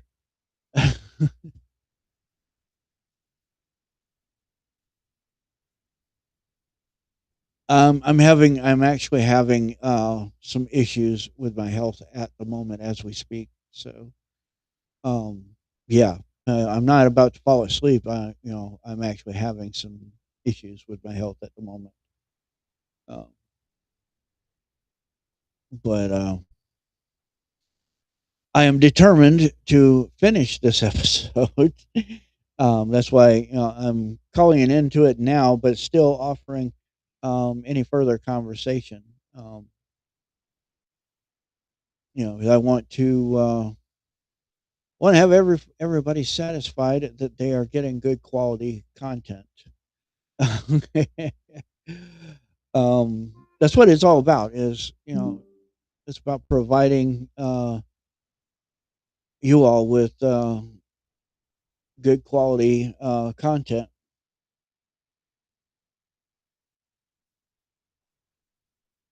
and good conversation, etc.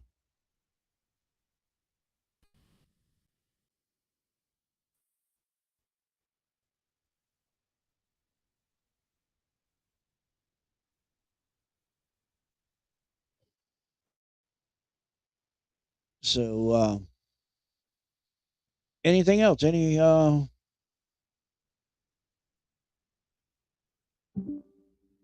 questions, comments, theories, opinions? Regarding anything we've discussed tonight.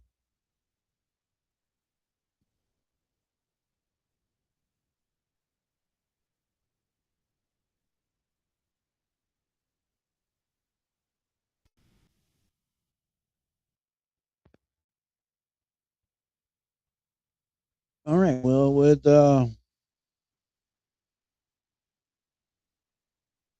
that, I'm going to go ahead and call this an episode. Do me a favor, y'all, go down below and hit that like button, that thumbs up, and oh, here we go. Elf had a comment. Uh, Sticking with the identity Republicans who are pro Russian trend. Supposedly Thomas Massey is. MTG would cite from DD Geopolitics, which is openly American Communist Party, and she supports Code Pink. Yeah, she did a complete flip to the other side. I can understand she's having issues with Trump. Trump's not listening to her, etc. She gets upset and whatnot, and you know, and all of that. However, I don't understand the complete 180-degree flip and dive headfirst into the whole communism thing and flip to the other side completely. I mean, she just did a complete flip to the other side. Um,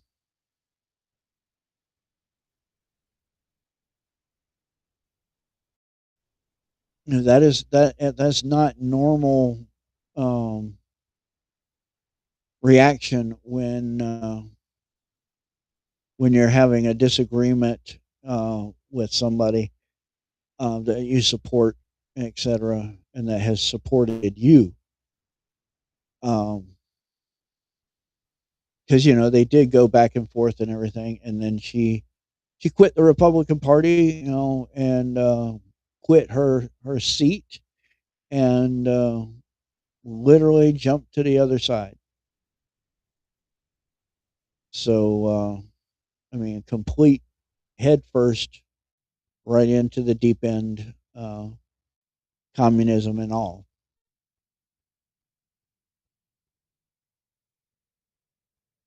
You'd be surprised at who all in our political sphere uh, takes some questionable money and whatnot.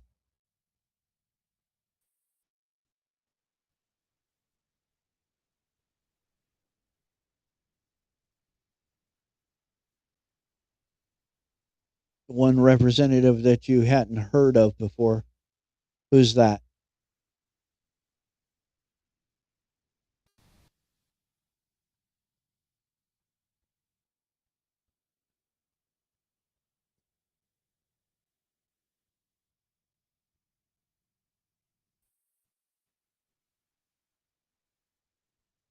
There are a lot of the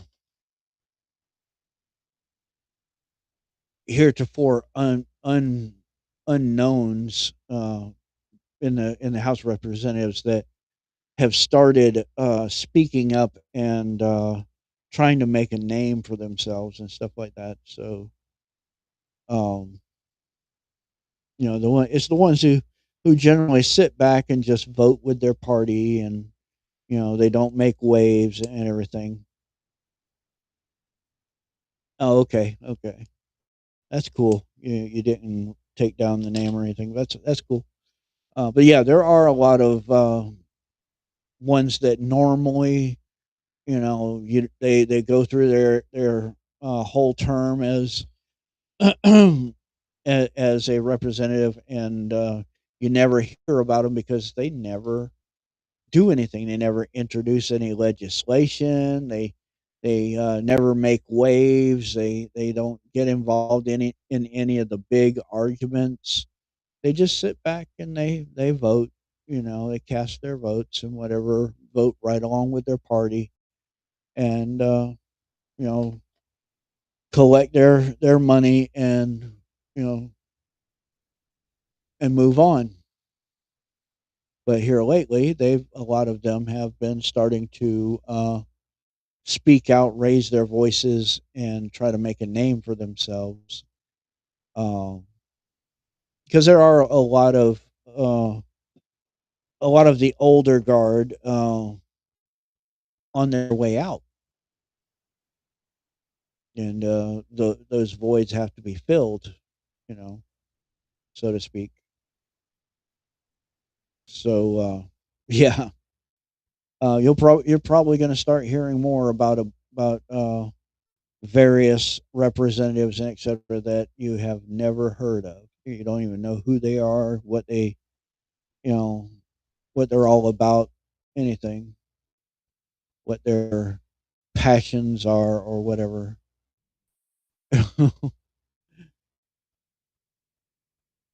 So I just noticed I have a double on my frame around my screen.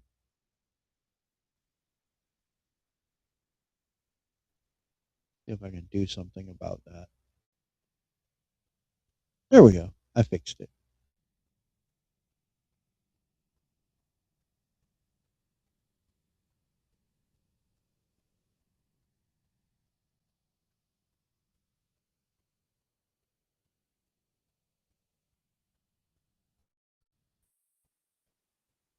Right, right.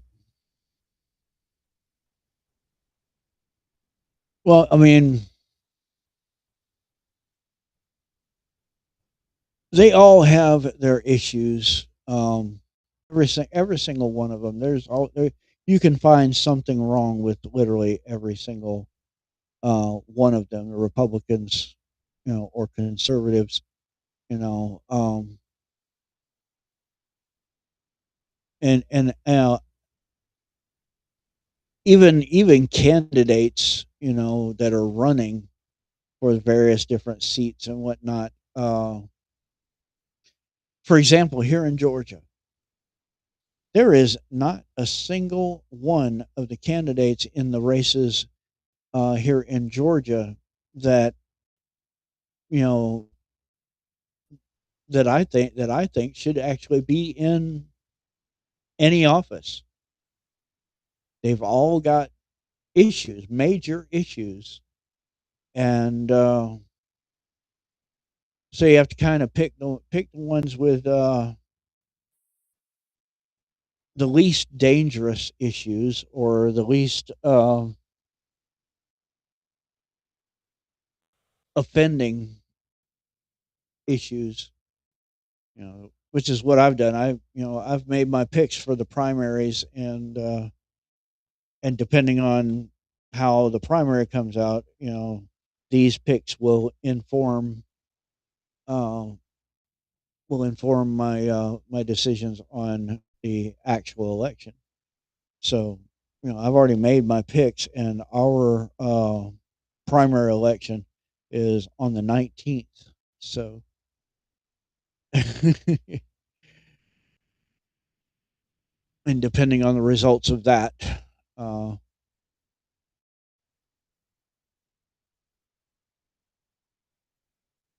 right? You pick the least objectionable candidate. There every single here in Georgia, every single one of the candidates has something that I consider be actually, in my opinion, I consider it to be major. And every single one of them has one of those things. At least one.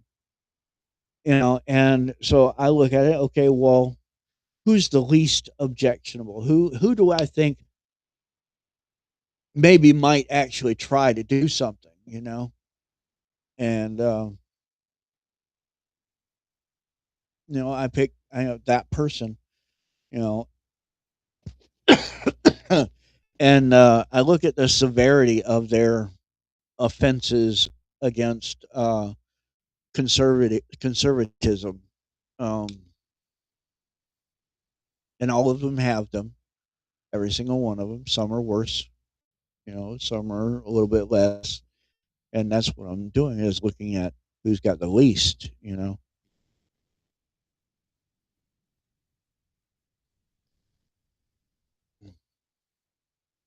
So I mean, that's what everybody should do.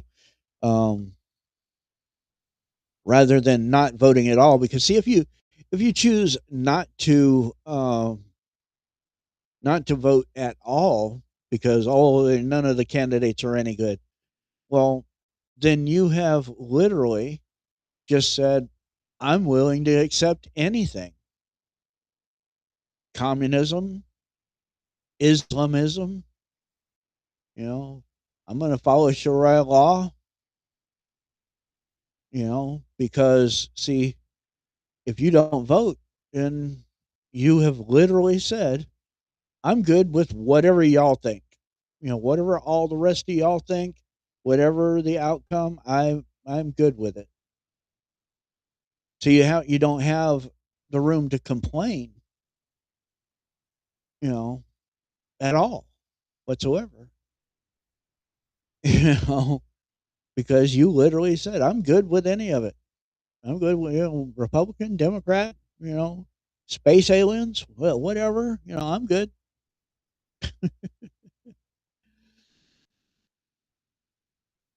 So I mean, mm,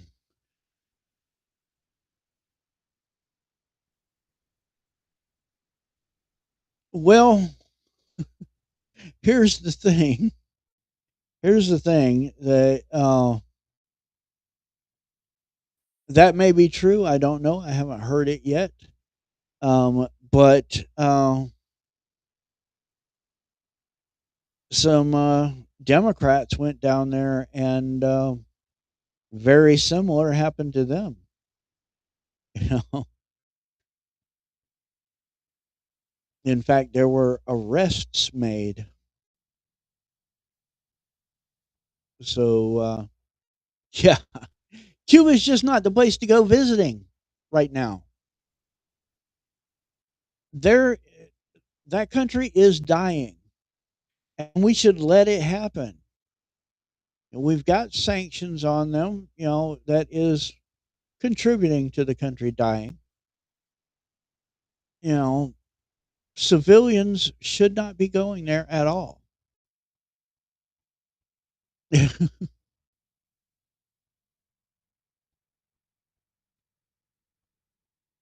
We need to let the country die. At that point, if we want to go in and we want to help the people rebuild, not the government. Oh, no, no. Once that government dies, it's done. We help the people rebuild and create for themselves a new government, and you know, and help them become, a proper country and not a crap hole, you know, that they've been for quite a long time, ever since uh, communism took over, the communist dictatorship took over. I mean, it once was a really, really nice place. It was the place to go. I mean, really, all the big stars were going down there. The mafia had stuff set up down there. They're not going to go to a crap hole. You know, they it's got to be nice for them. You know what I mean? So, lots of money was being poured into that place. There was lots of tourism, etc. It was a really nice place down there, Cuba. You know, and then communism came and took over. And the places went to crap. You know? Yeah, I mean, Havana is not even close to what it used to be.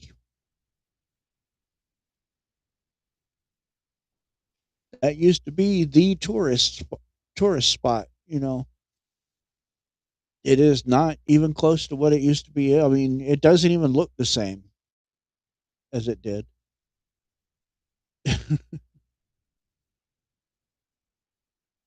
So, yeah, I think civilians need to, Nick Shirley included. Um, I think civilians need to stay away for a while.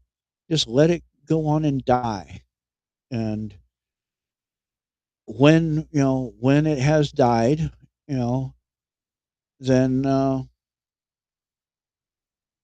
American government can go down there and offer them, assistance in, building back up, you know, as a real country and not some communist dictatorship that just destroyed their country. That's all that it has done. Um, the communist dictatorship, has done nothing but destroy that country.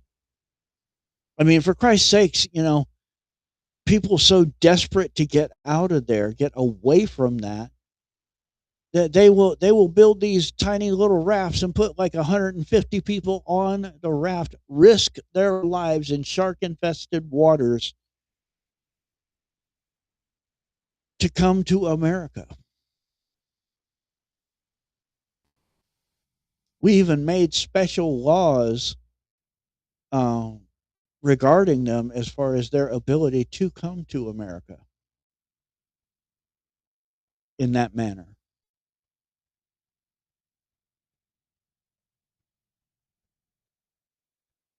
So, I mean, that's how bad the communists, dictators have made it down there, that people are willing to risk their lives in shark infested waters on a little makeshift raft, you know, or extremely leaky boats that are overcrowded, way beyond their actual weight limits and everything. you know, so yeah, just leave. People need to just leave Cuba alone for a while, and everything will work itself out. It will get to the point where at some point the outcry from the people down there will be, hey, we need help. And well,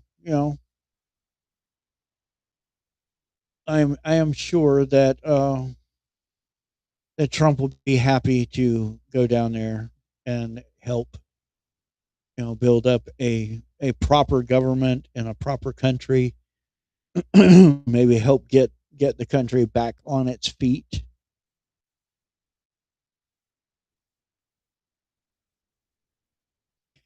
I never have said that uh, it wasn't a major threat. Okay, I never have said that. No, Cuba, not in and of itself, it's not a major threat. Okay, but because of its location, it's a threat because they have ties with Russia, they have ties with communist China, and etc. And because of their location, a lot of times it's like the real estate people say, location, location, location. Because of their location, yes, they are a threat, but not in and of themselves. They're a threat because of their location and the fact that they have ties with these other countries. So they could let communist China come down there and and set up a stronghold there and use that as a jumping off point, to hurt America. It's the same thing with Greenland. Greenland is not a threat to us. However, its location is. If a hostile force comes into Greenland and takes over, that's a threat to us. Their location is a threat. That's why Trump wants Greenland, but he also wants the mineral rights in Greenland because they have huge deposits of rare earth minerals as well as oil. So I mean, but it's a strategic thing. Strategically, we really need Cuba in our pocket. We really need Greenland in our pocket.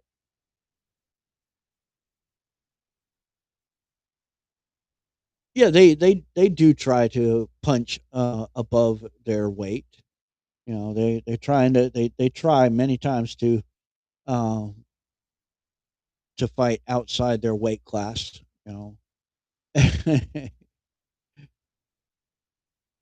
I mean,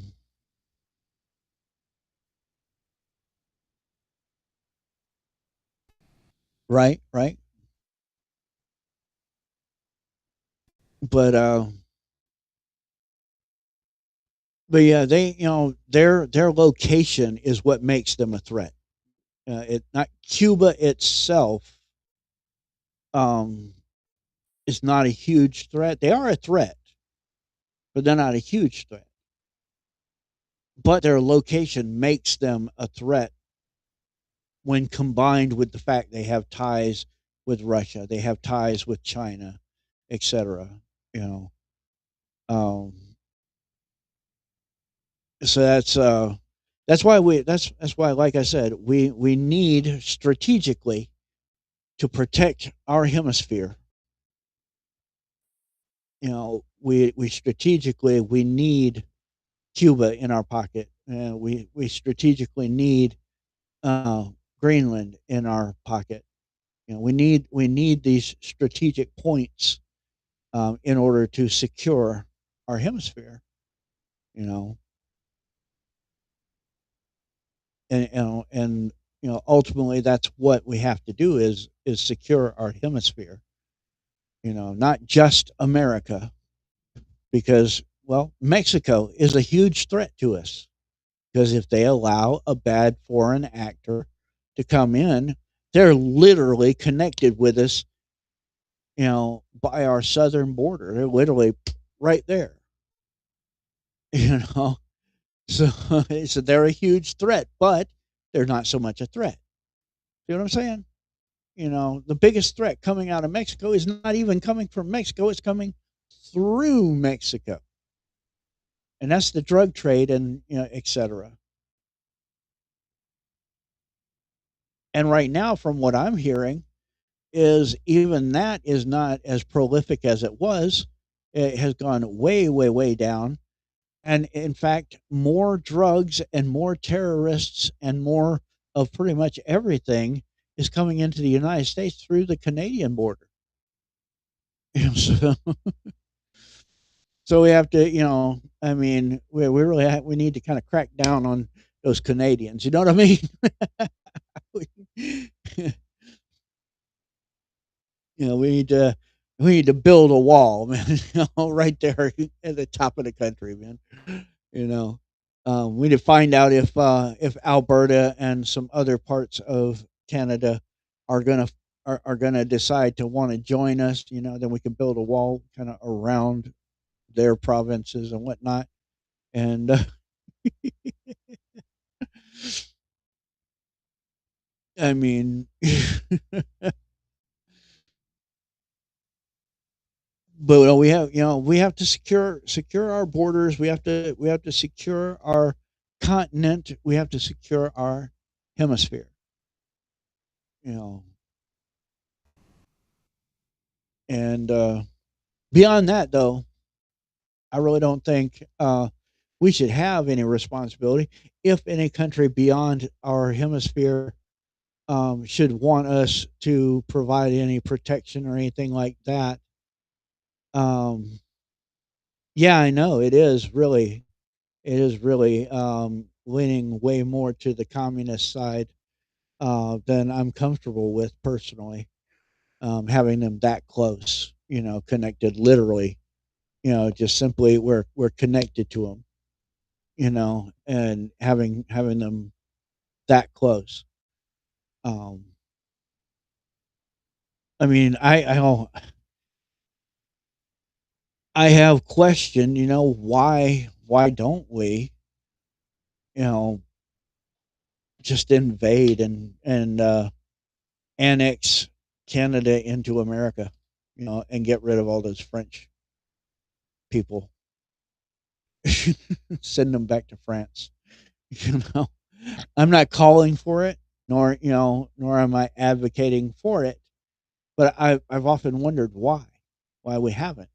I know a long time ago there was a skirmish that could have possibly ended up with us taking over or whatever, you know, um, and it was after that a lot of the treaties and everything were signed between us and Canada and whatnot, you know.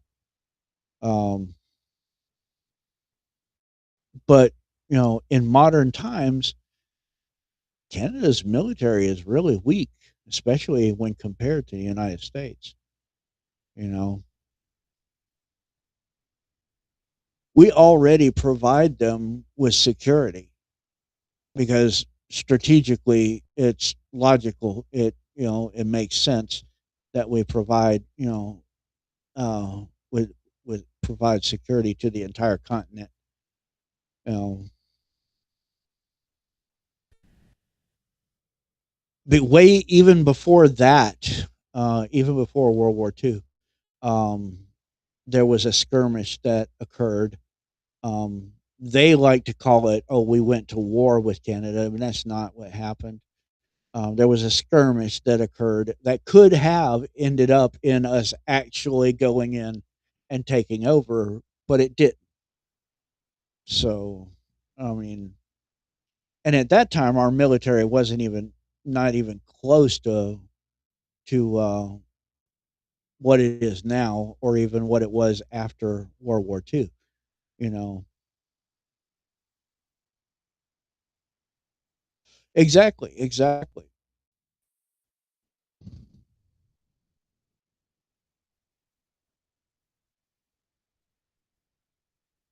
Exactly. I mean, any our country actually allows a lot more spying than people know.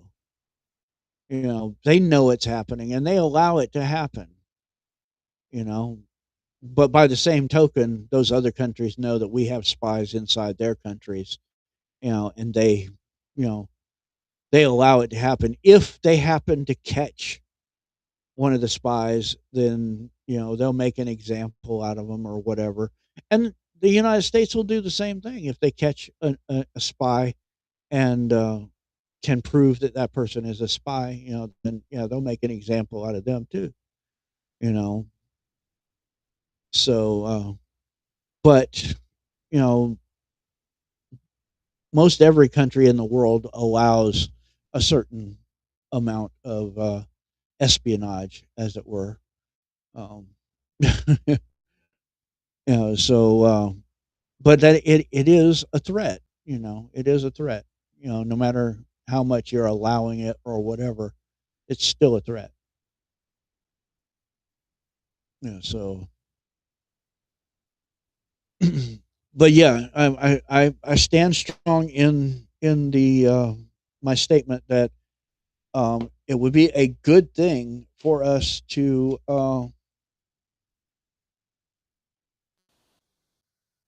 what's that?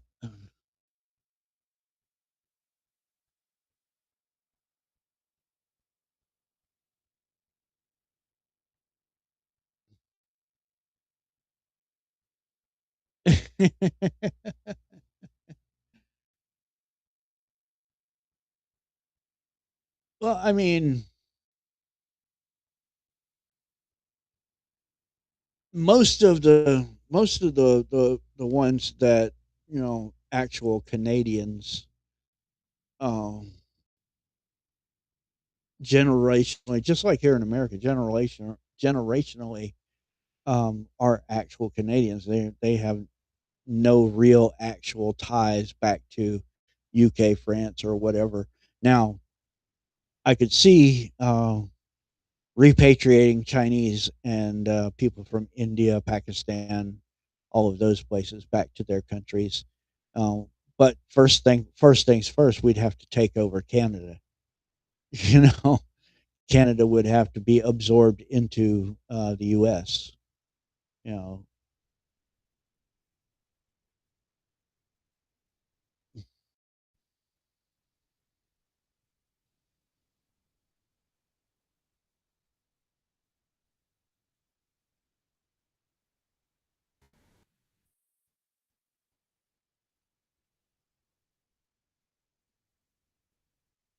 right, right. Most of it is.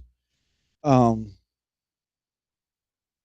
Generally, the ones that end up getting an example made out of them are the ones that infiltrate into government or military. You know, so and it does happen. It does happen.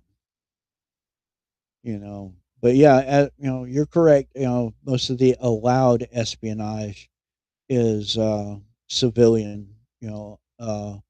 Deep cover individuals. People that literally have lived here for 20, 30 years. Have become literal Americans. Per se, but yet you know they still hold that deep cover. They still report back to whatever government that they work for, and etc. You know, the whole rest of their being and lives and etc. They are literal Americans, just committing treason on a daily, weekly, monthly, whatever basis.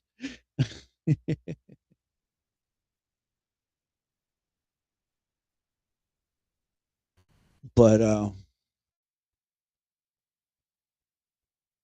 but yeah, I mean, the governments, they know that stuff is going on, and they allow a certain amount of it. And and a lot of times they know exactly what these spies are reporting back to their countries and whatever. And the same with our spies that are elsewhere in the world. You know, it's this little game, this little dance that's played geopolitically all around the world.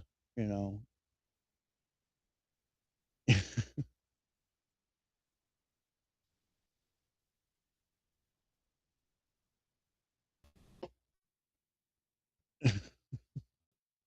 I mean, I personally, I think that it's kind of crazy. But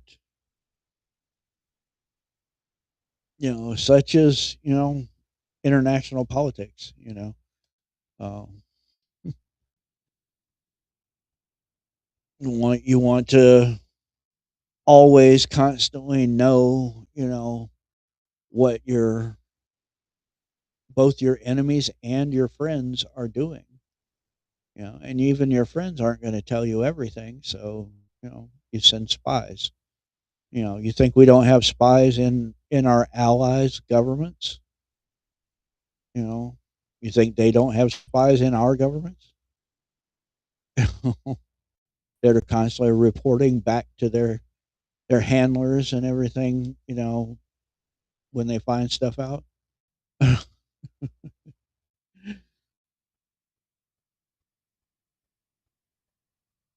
So anyway, I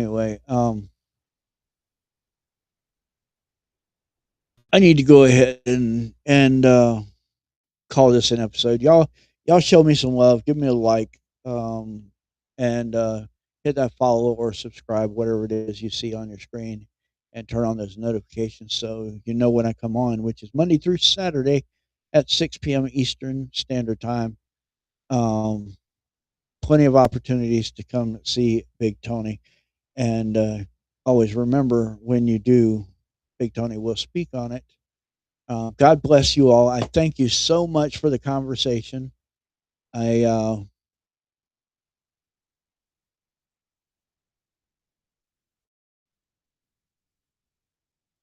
Right, exactly, El. And I thank you all so much for the conversation. And I thank you for, spending your time with me, because you could have went and hung out at any podcast, but you chose to come to mine. And I am humbly appreciative of that.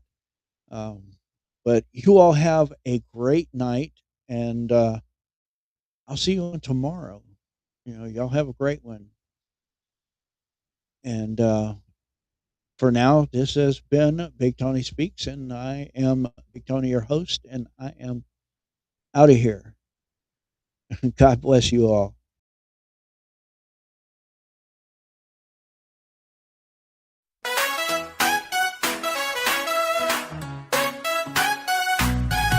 Here comes Tony, walking in the room, mic in hand, something's about to boom. Tell me what you gotta say. Tell me, make it count today. Big Tony speaks, and everybody listens. Big Tony speaks, his voice just keeps on lifting. When Tony talks, you know you gotta hear him. Big Tony speaks. Sit right down, let me hear your voice. Share your thoughts, Tony gives you choice. Tell me.